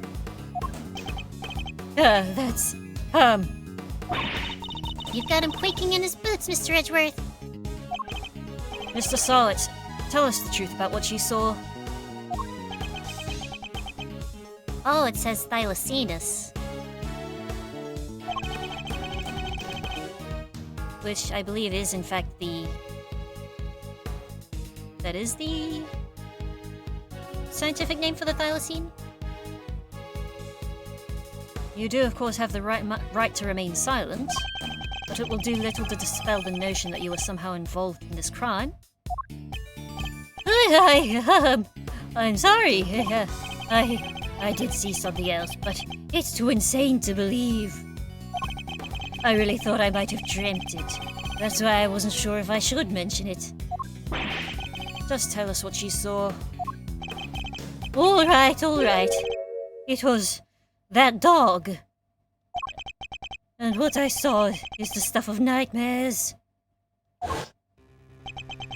That huge black dog had sunk his terrible teeth into the victim's throat. What did you just say? It was hellish. Utterly hellish. That beast, that awful beast, he killed him. Suddenly I don't feel so good. Jeepers creepers. That's awful. Talk about traumatizing. This was dreadful. Horrible. Now you know why I couldn't help but scream. So there's a man-eating dog in the prison's animal population, is there? He better not ask for seconds. Take that as you will. And that really is everything, I promise. You'll believe me, don't you? For now. This one seems too far-fetched a lie, even for you. I'd like you to append what you just told us to your testimony, if you don't mind. Very well.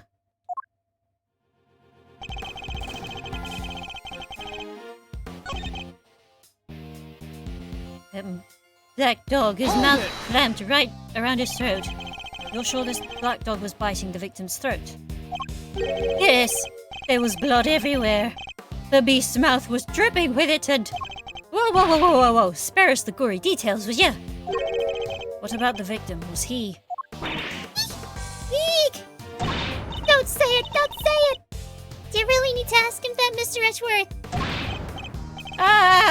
Okay, what was that punch for? I'm on your side here. He wasn't moving at all. He was just lying there. Meaning he was already dead. There was so much blood just oozing from his neck. Oh, he was dead as a doornail, I'm sure of it. Not even the twitch of a finger. Just lifeless. Enough already. Why do you have to go into every little detail like that? Oh, to give you a nice and accurate testimony. That is what you want, isn't it? I think you're being spiteful now. Shall I add what I've said to my testimony? Please do. It was awful, I tell you. Terrible!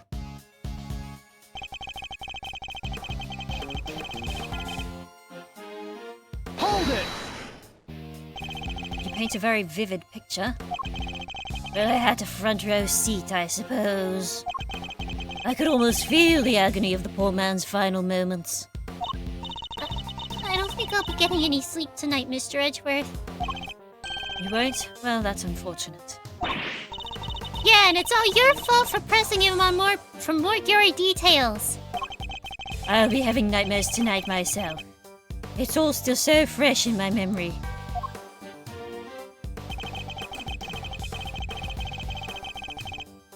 I remember seeing his ring gleaming as it caught the light. It featured a snowflake motif in relief. Hello. Hold it!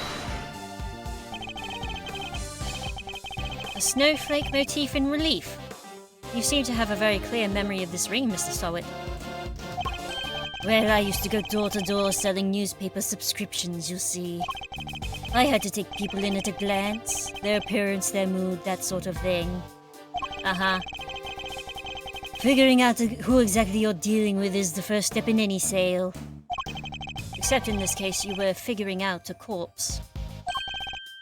What can I say? Force of habit.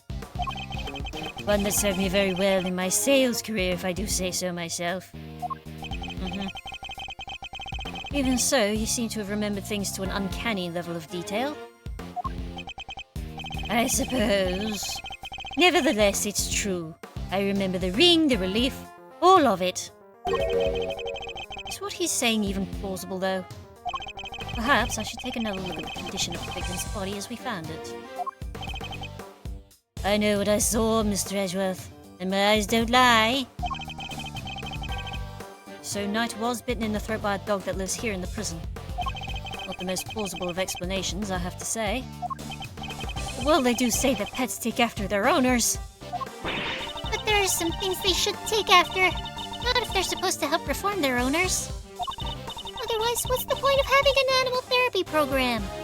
I should probably ask Mr. Sahwit a little more about his dog.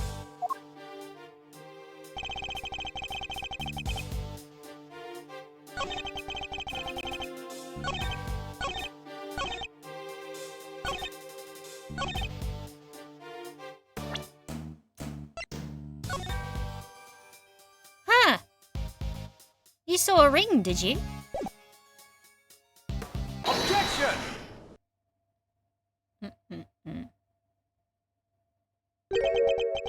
A ring with a snowflake relief. Yes, I saw it clear as day. It was carved in such fine detail. Interesting. The testimony is certainly very accurate. In fact, I'd say it's just a little too accurate. And what's wrong with being too accurate? I mean this. You testified to having seen a ring with a snowflake design on it. And while the victim did indeed have a ring on his finger... See, exactly as I said. There's no way you could have seen it. Take a look at this photograph. As you can see, the victim's right hand was covered by a tarp. It would have been impossible for you to see his ring, let alone what design was on it. Unless, that is, you approached the body and removed the sheet. You told us earlier you only took a look through the window in the door. Yet, you seem to have seen quite a lot from such a disadvantaged location, Mr. Sahwit. Who the heck do you think you are, hmm? Mr. Big Shot, acting like you know it all? I mean, I saw what I saw. I swear. Oh, I know. The man's arm. It must have moved under that tarp after I peeked in. Objection! Nonsense. You already told us that can't have been the case. Not moving at all, he was just lying there dead. You said it yourself that the victim was already dead. And dead men don't move, do they?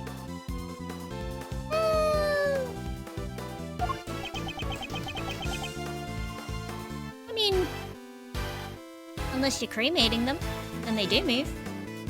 Kind of. Ooh-wee! Is that the stench of eau de desperation I smell? What are you hiding, Mr. Sahwit? Tell us. No, You're wrong. I know what I saw.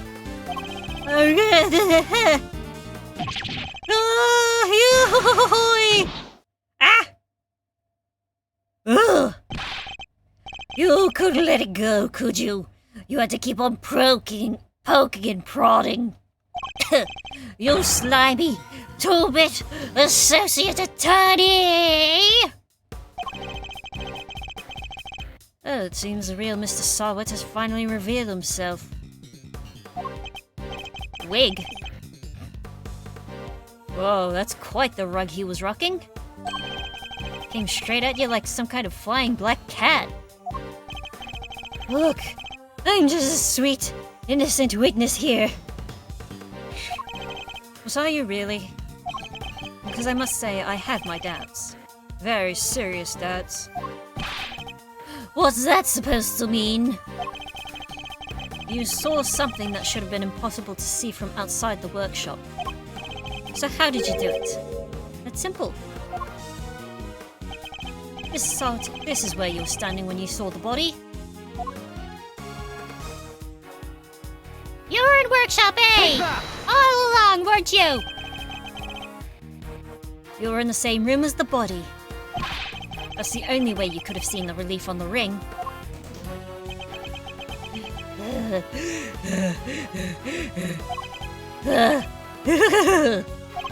Say what you want, but you don't have a shred of evidence, do you? Nothing to prove I was in the room with the body anyway. You can't prove it, can you? Because I was in the next room over. Minding my own business and looking after the animals. But you weren't. Why else would I have signed out a pair of rubber gloves? For fun? Now put up or shut up. I want to see evidence that proves I was in that room with the body. Take that! Here it is. Remind me, Mr. Sahwit, what were you doing when you discovered the body? How many times do I was practicing my pet styling techniques. Of course. Then, perhaps this rubber glove might mean something to you? That's... This glove was found by the victim's body. I believe it was dropped by the killer. And I can't help but notice that you have a similar glove tucked into your apron. No, this one's different. Hold it! Yes, that one does seem awfully lonely, doesn't it? What? You could say it's the loneliest number that you'll ever know. It's just a rubber glove. There are hundreds of them all over the prison. This doesn't prove anything. Objection! Not yet, perhaps, but if I were to ask the police to check this glove for prints, I have a feeling the results would be rather fascinating. Huh?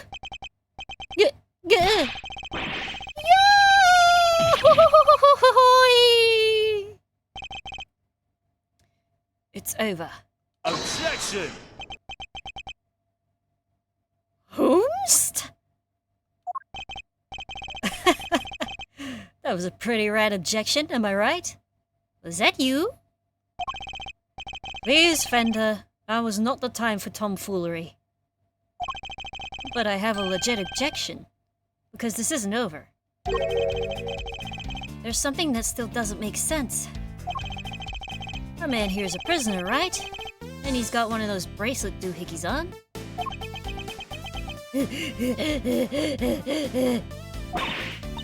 That's true. So how could he have left his workshop in the first place? His bracelet would have triggered the alarm if he tried. Right.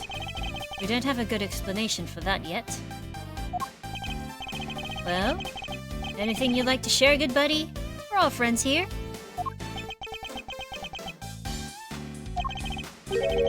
That's weird.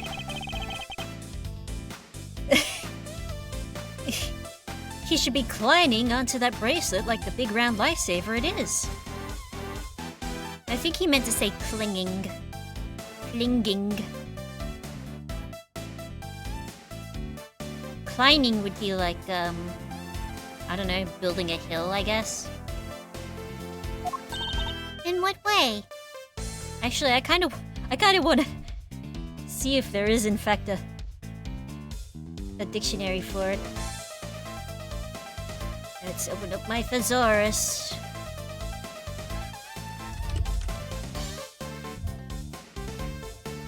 Well, there is the word reclining. Oh, it is a word. Or it can be. Klein. In systematics, it's a gradation in character or phenotype within a species or other group. It's any graduated continuum. Yeah. In geometry, it can mean any general circle, or it can mean a surname. Interesting.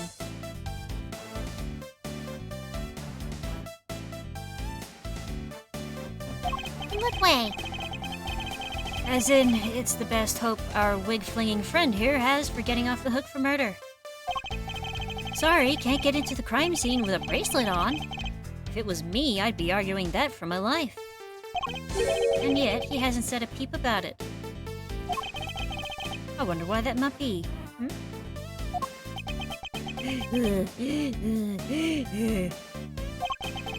Sound of silence. I suppose Miss Law Priestess did preach that silence is golden yesterday, too. It's written on the... It's written on the... What was it? Something hole is in... Shit. I've forgotten the lyrics. It's written on something, yes. You're right. Written on something hole, 10 halls. Whispered in the sound of silence, I guess. Words of the prophets. Written on the subway walls. I got it. I did it. I remembered. Whoa. You sounded like an actual attorney for a second there, Mr. Fender. The worst of times are when lawyers calmly show our biggest smiles.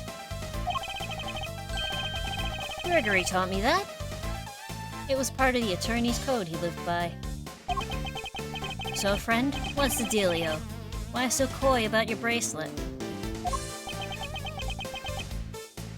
I know my Hall and Oates. Well, to tell you the truth, it's broken. Oh, I spat a little bit. Oops. Broken? I fell over a little while back, you see, and hit it on the floor.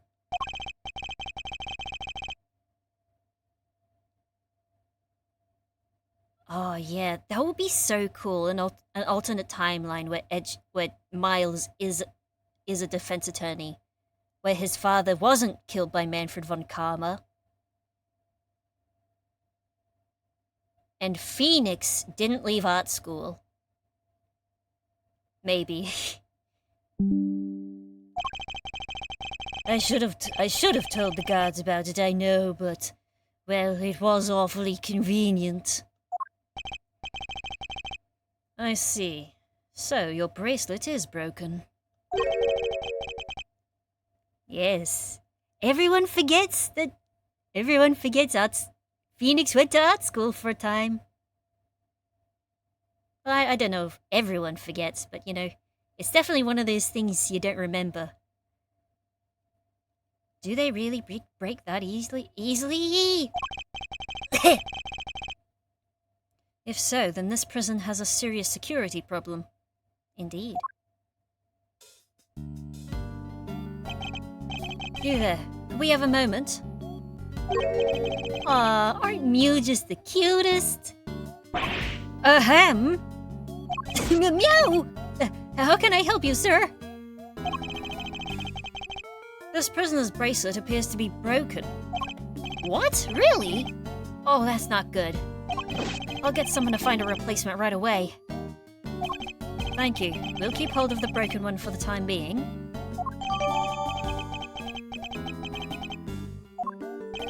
Of course, sir. I trust you'll take good care of it.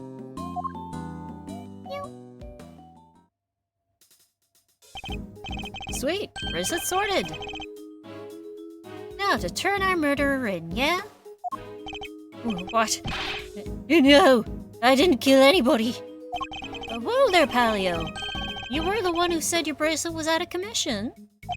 Or were there other inmates freely roaming the halls while everybody was busy watching the show? No, I just found the body, that's all, I promise. And when I did, that enormous dog still had his mouth wrapped around the poor man's neck. I only went into the workshop after the beast had left. And why did you go in? Well, oh, fine, I wanted to go through his pockets, alright. He was going to rob the corpse. That explains why he remembers Knight's ring in such detail. Hey, why are you looking at me like that? I'm a great thief. I'd never stoop so low as to steal from a... Well, I didn't steal anything either. The show ended just after I'd entered the room, and all the other inmates came trickling downstairs thereafter. I panicked, rushed back to the other workshop, and started my fake screaming. And dropped the glove in your haste, huh? Stained with blood and mud. I guess this all just about hangs together. Anything smell funky to you, Miles? Other than whether Mr. Sahwit is the one who did it? I'd say one very significant question still remains. The question of how Knight made it into the prison proper from his holding cell in the detention center. Ah, yeah. That one's a doozy.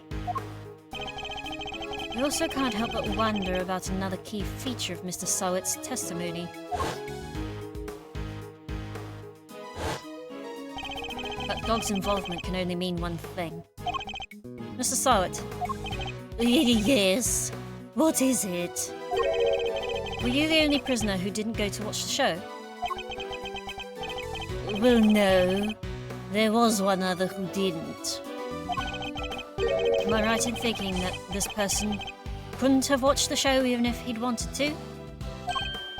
Yes. How did you? I knew it. I had my suspicions when we first ran into that black dog yesterday, but this confirms it. For a criminal that dangerous to end up in a place like this is unbelievable, but... Where's this person's cell? You're going to see him. Who are we talking about here? Him! He's not like the other prisoners, you know. He's special. Gets treated like royalty. But you didn't hear that from me. All I'll say is, if you value your life, you'll stay well away from him. What? Will you please stop trying to scare us all the time? Big cheese, huh? Well, I for one definitely value my life, so that sucks. They keep him in maximum security. Which is over there. Honey. Maximum security. Oh, that's certainly one way of treating someone differently.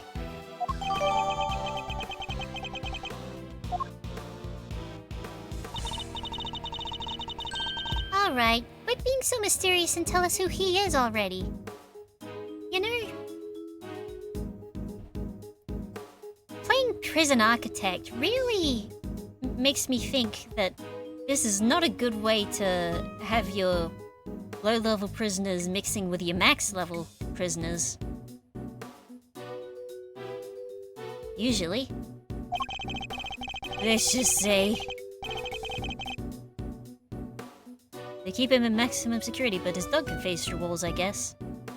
Oh no, they explained that all of the animals here have chips in the back of their shoulder that opens the doors automatically. Or at least these little ones that they can go through. Yeah. Yeah. Besides, it's a seeing eye dog. He can't go very far without the boy.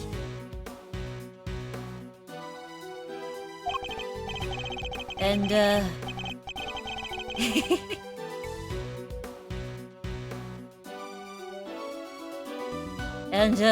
that's all I'm prepared to say on the subject. In fact, I may have already said too much. Oh, Milesy, anything you care to share? Or are you gonna leave Kay and I in the dark here too? The mystery man in max security is an old acquaintance. Oh. Edgeworth knows him? Let's go pay him a visit. I suspect we'll find our dark canine friend there too.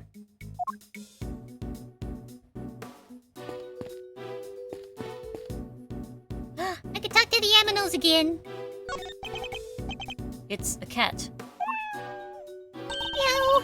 What a possum kitty! Please, Kay, I'd appreciate it if you could stick to using normal words. If I had a little buddy like her, life in prison wouldn't be so bad. No, what am I thinking? I can't get locked up for real. For eel. Perhaps I'd better give her a meowment to get this cat speak out of her system. Ah, fuck, now she's got me doing it. Banyui. Ah. Nui. Let's go. Let's meet this person. Ah.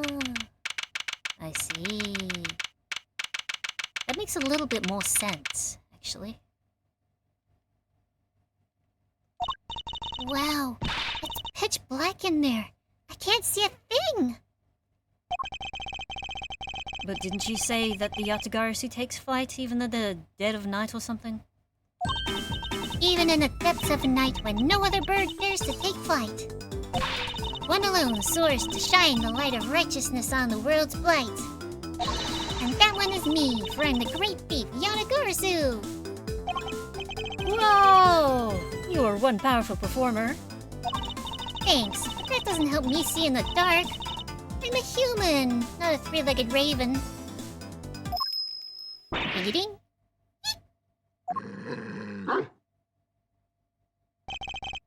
Whoa, whoa, whoa, whoa. Oh. Oh, goodness, how do I voice this guy?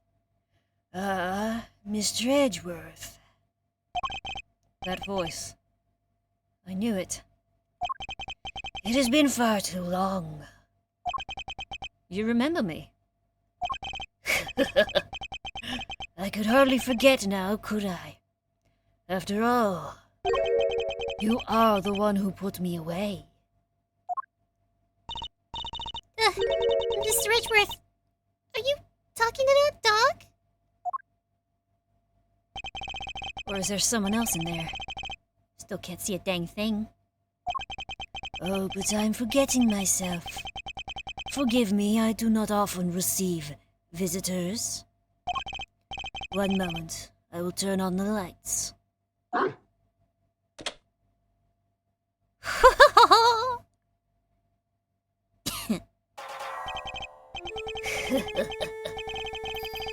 You are a heavy-footed lot. Am I right in thinking there are 3 of you in all? God, his head is like a cracked egg. Very well. Perhaps we should start by introducing ourselves. I am Bodhidharma Canis. As you may have gathered, Mr. Edgeworth and I are old acquaintances. Fun fact. Yeah, I love that he's the boss. Canis was a notorious assassin. Some knew him as the Blind Butcher. Ah. Also, his theme is cool as hell. His only weapons were a vicious hunting hound and a fearsomely sharp knife.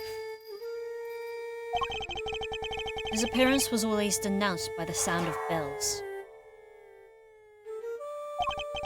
The last sound his victims would ever hear. Well, Mr. Edgeworth, am I to guess why you have come to see me? You know why I'm here. In fact, I'm willing to bet you know every detail of this sordid little affair already. Yeah, this guy is metal as fuck. I love this dude. Then I suppose we have nothing to hide from one another.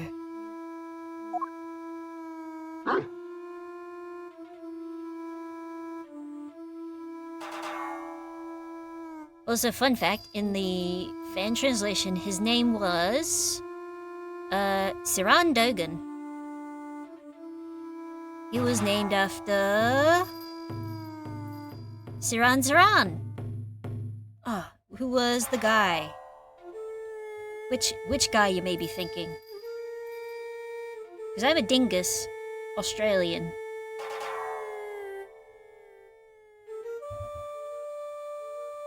What was it? That's right, yes. Siran was the guy who assassinated President Kennedy.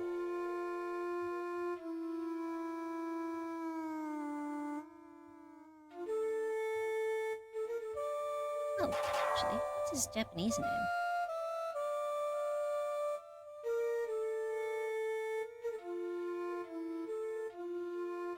Oh, that's a lot of kanji. Good grief. Hoinbo Ryoken.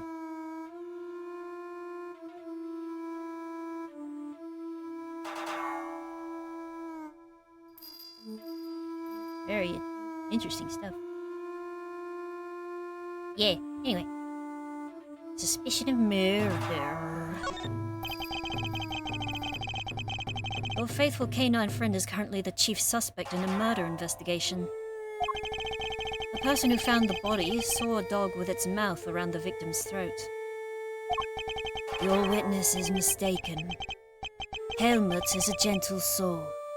He is my eyes, nothing more.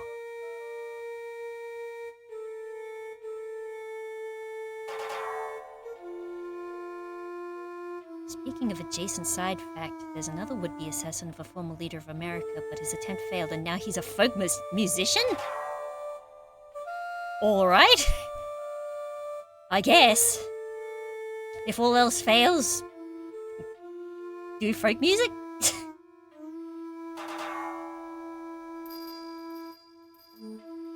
Oh yeah, and Helmut was named Anubis in the fan translation, which is pretty good.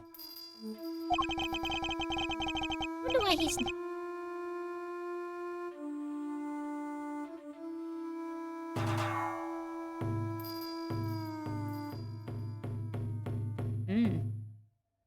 Yes, indeed.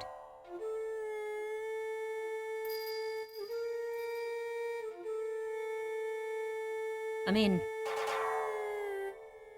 I was about to say something. I know one of the descendants of Mussolini is a, pop musician. But anyway, let's not dwell on that, hey? It is absurd to think that he would do such a thing, isn't it, boy? Yes, it is. You're a good boy, aren't you? Helmut is more than a mere seeing eye dog, and he's certainly no good boy. He's also a trained killer. A weapon once used in this man's sordid trade. This witness of yours, he is trustworthy, I assume? Sahwit is anything but trustworthy, and he's still very much a suspect himself. Where was I? I was looking up why, Helmet is named Helmet. Why is Helmet named Helmet? Where is it? What is there a reference here, perhaps? Oh, okay. It's just I mean, it's a real name. It might be a pun on the phrase hellhound. Helmut. I can hardly claim that his testimony's beyond reproach. But no, then, I thought as much. Yes, I did, Helmet. Yes. It figures that he already knew who our witness is.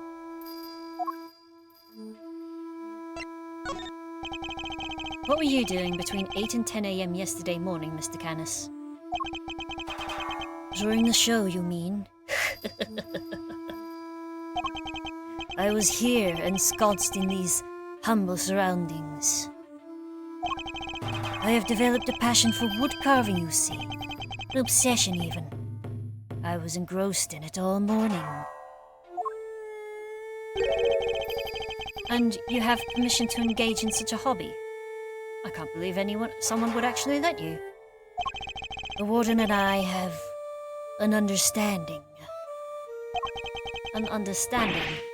That's ridiculous. This man shouldn't be allowed 1, let alone 5 chisels.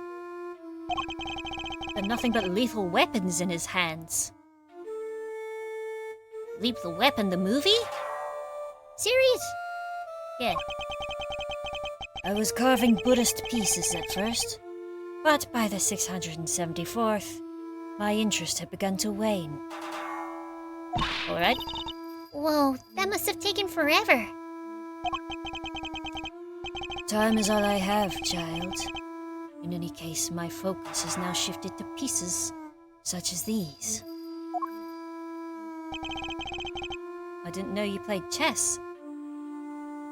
Oh, I forgot he had a Cerberus piece.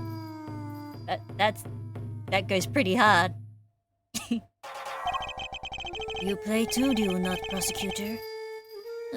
Perhaps one day you might indulge me. Though you may find my game rather rudimentary. I only began after my arrival here, I'm afraid. What's that piece? A dog with 3 heads. Ah, yes, the dogs of war. You must forgive my little joke. Chess is, after all, a game of war. Soldiers, knights, castles. All doing their utmost to protect the king. All loyal to the last. I've always thought it strange that such a game has no place for a dog. After all, what more loyal weapon could an army call upon? Still, it's simply a piece I made for fun. Fear not, I play by the regular rules and with the regular pieces. I hear fairy chess is wild, though. I can't imagine it's easy finding opponents to play here in prison, though. Oh, I have my correspondence. Correspondence chess, then?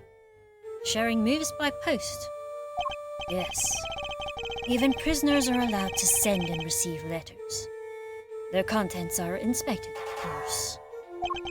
Although I have yet to receive the details of my current opponent's next move. I wonder.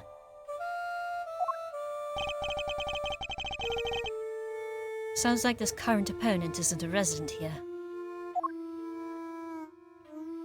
What do you know about the victim?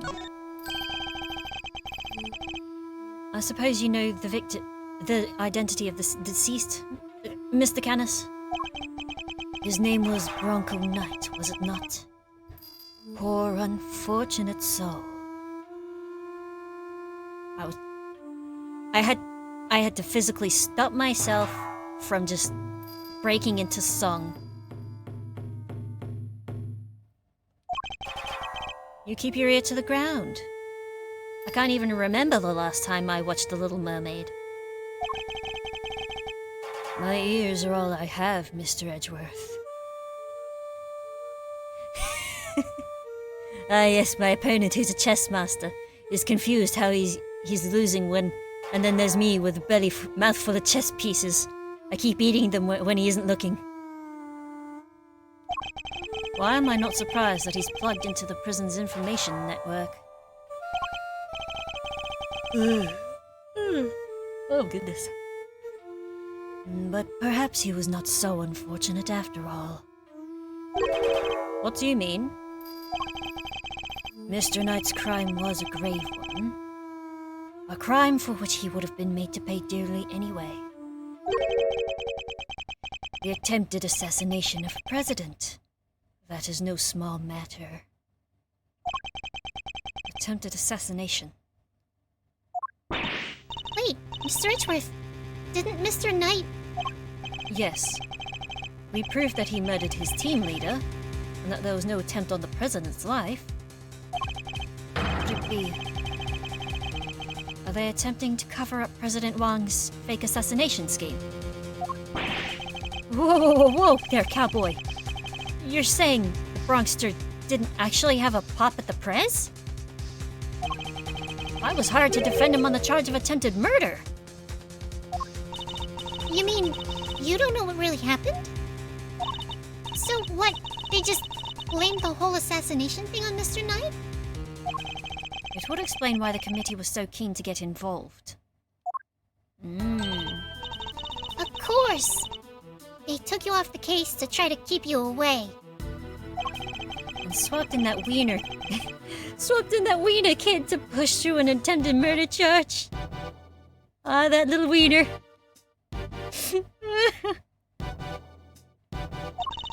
In other words, they're trying to cover up the truth. That they are. So they really were trying to frame him. Huh? According to the guards, this night, was it? They tell me he was violently insistent that he had attempted no assassination. Which would have come out anyway when the case went to trial. I'm no expert in legal matters, but allow me to say this one thing.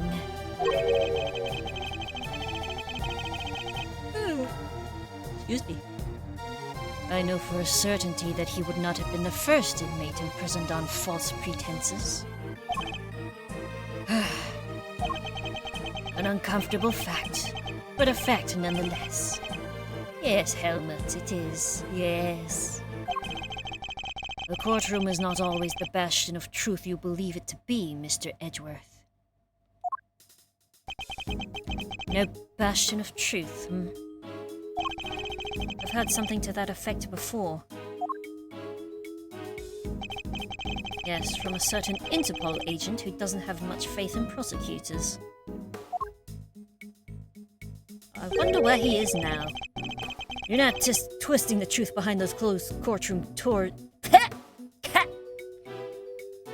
I got a hairball. Hold on. You're not twisting the truth behind those closed courtroom doors too, are you? Are you? Fueled by that kind of thinking. Is it any wonder that courts produce nothing but falsities and lies? Sorry, but the truth doesn't need the likes of you to distort it today. I never was able to fully dispel his mistrust of prosecutors.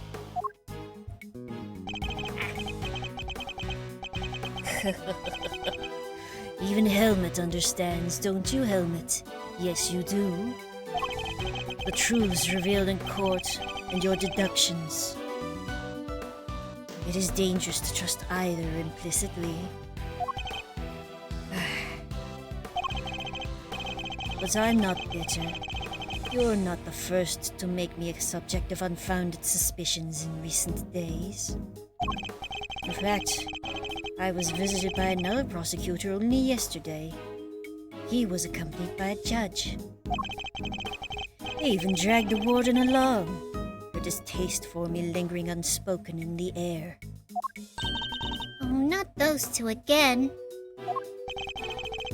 Prosecutor Winner and Judge Gavel. They went over my cell with a fine-tooth comb, but they left empty-handed. They were looking for the murder weapon, I believe. To no avail. But I mustn't take it personally. Rumor has it that they searched every cell in the prison and still failed to find what they were looking for. I pray they weren't too disappointed.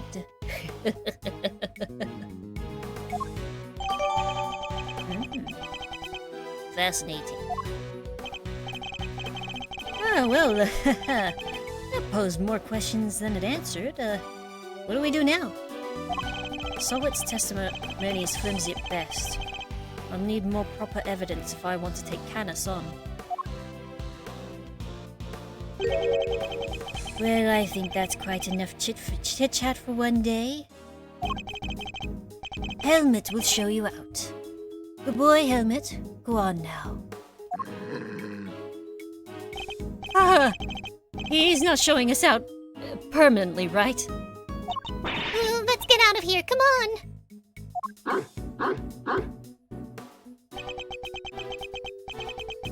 Until next... whoops. Until next time, Mr. Canis. It does pain me that our brief time must end, just as we were becoming reacquainted. I await your return, Mr. Edgeworth.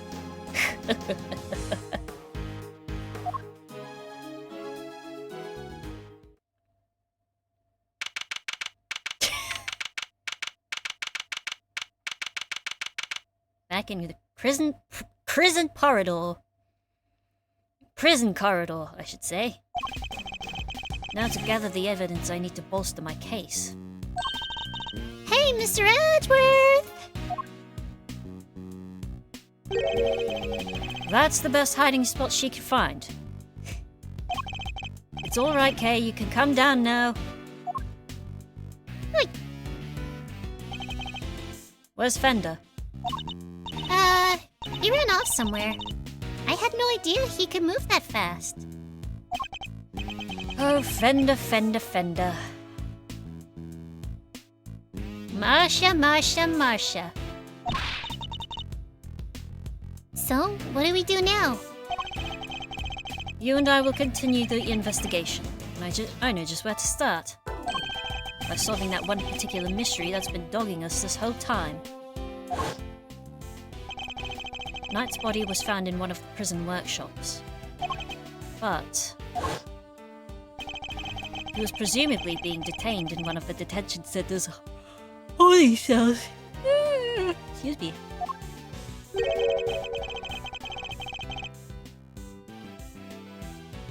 So how did he wind up on the other side of those heavy security doors? Let's start by investigating the holding cells.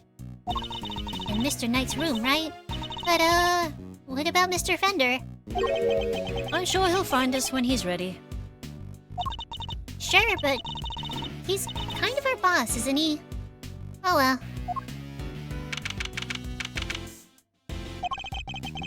The victim's cell's just over there. Lead the way, Mr. Edgeworth.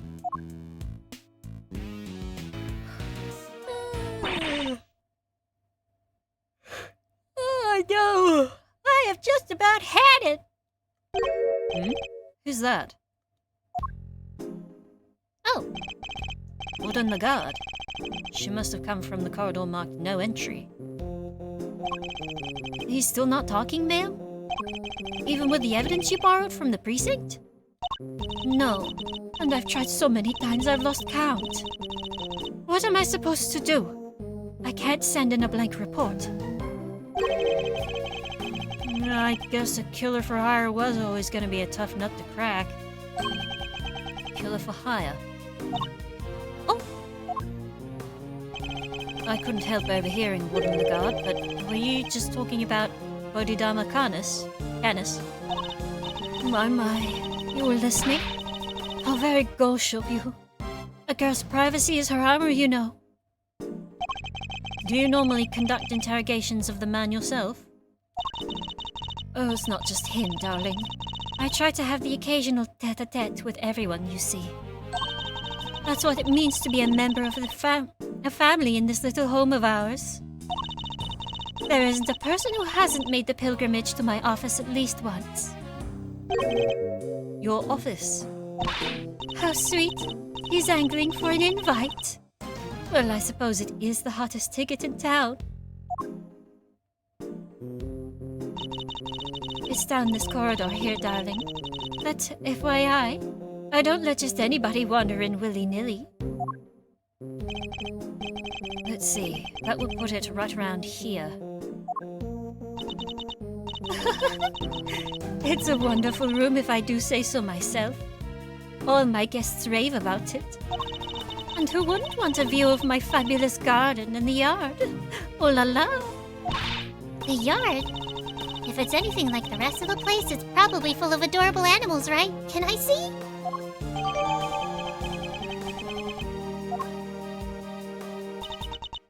Oh, darling, it's so sweet of you to take an interest.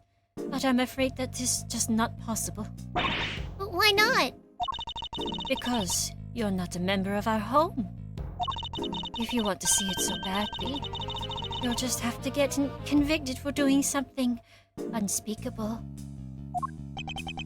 That's a rather steep price to pay.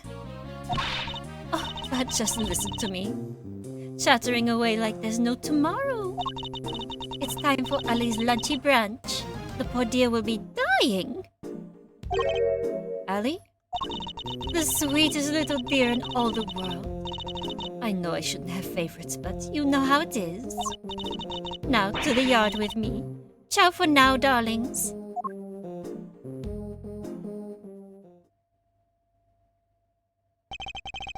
I wanted to ask her more about Canis, but she dominated that conversation from start to finish. Let's go investigate the victim's shell. The victim's shell. Cell, shall we? But I'm tired.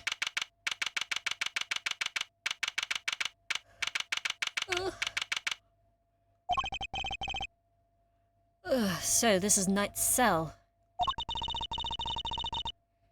When do you think he was brought in, Mr. Edgeworth?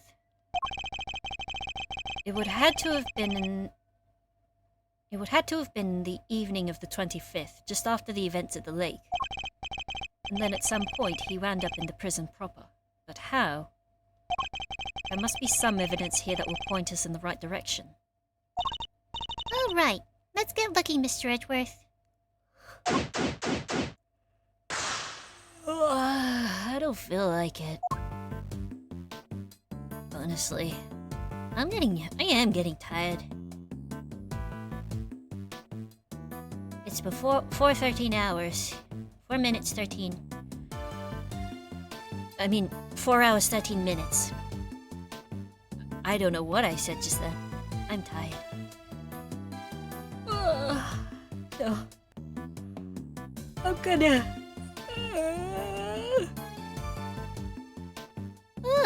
That was a lot. I'm gonna save here.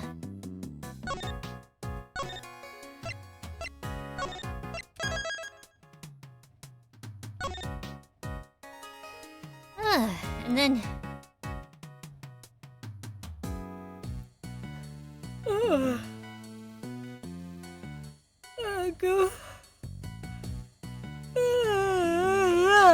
Go rest myself, cause goddamn.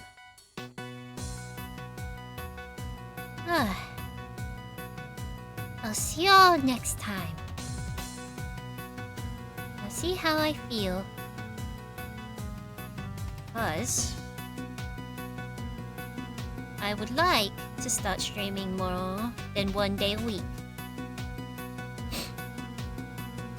And depending on how I feel on Monday, I may do something. I may do a stream of another game. Maybe a shorter one, certainly. I have a few options. A few other puzzle games.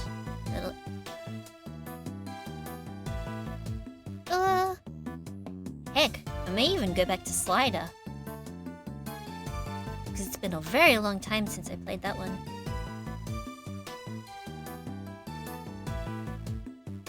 Oh.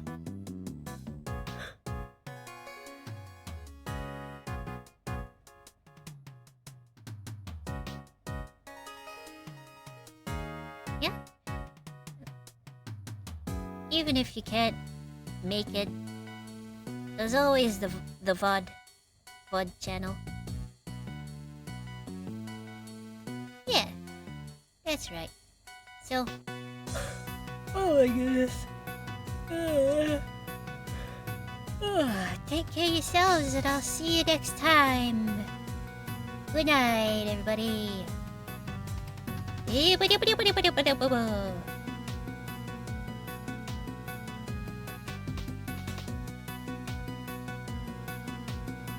Yes.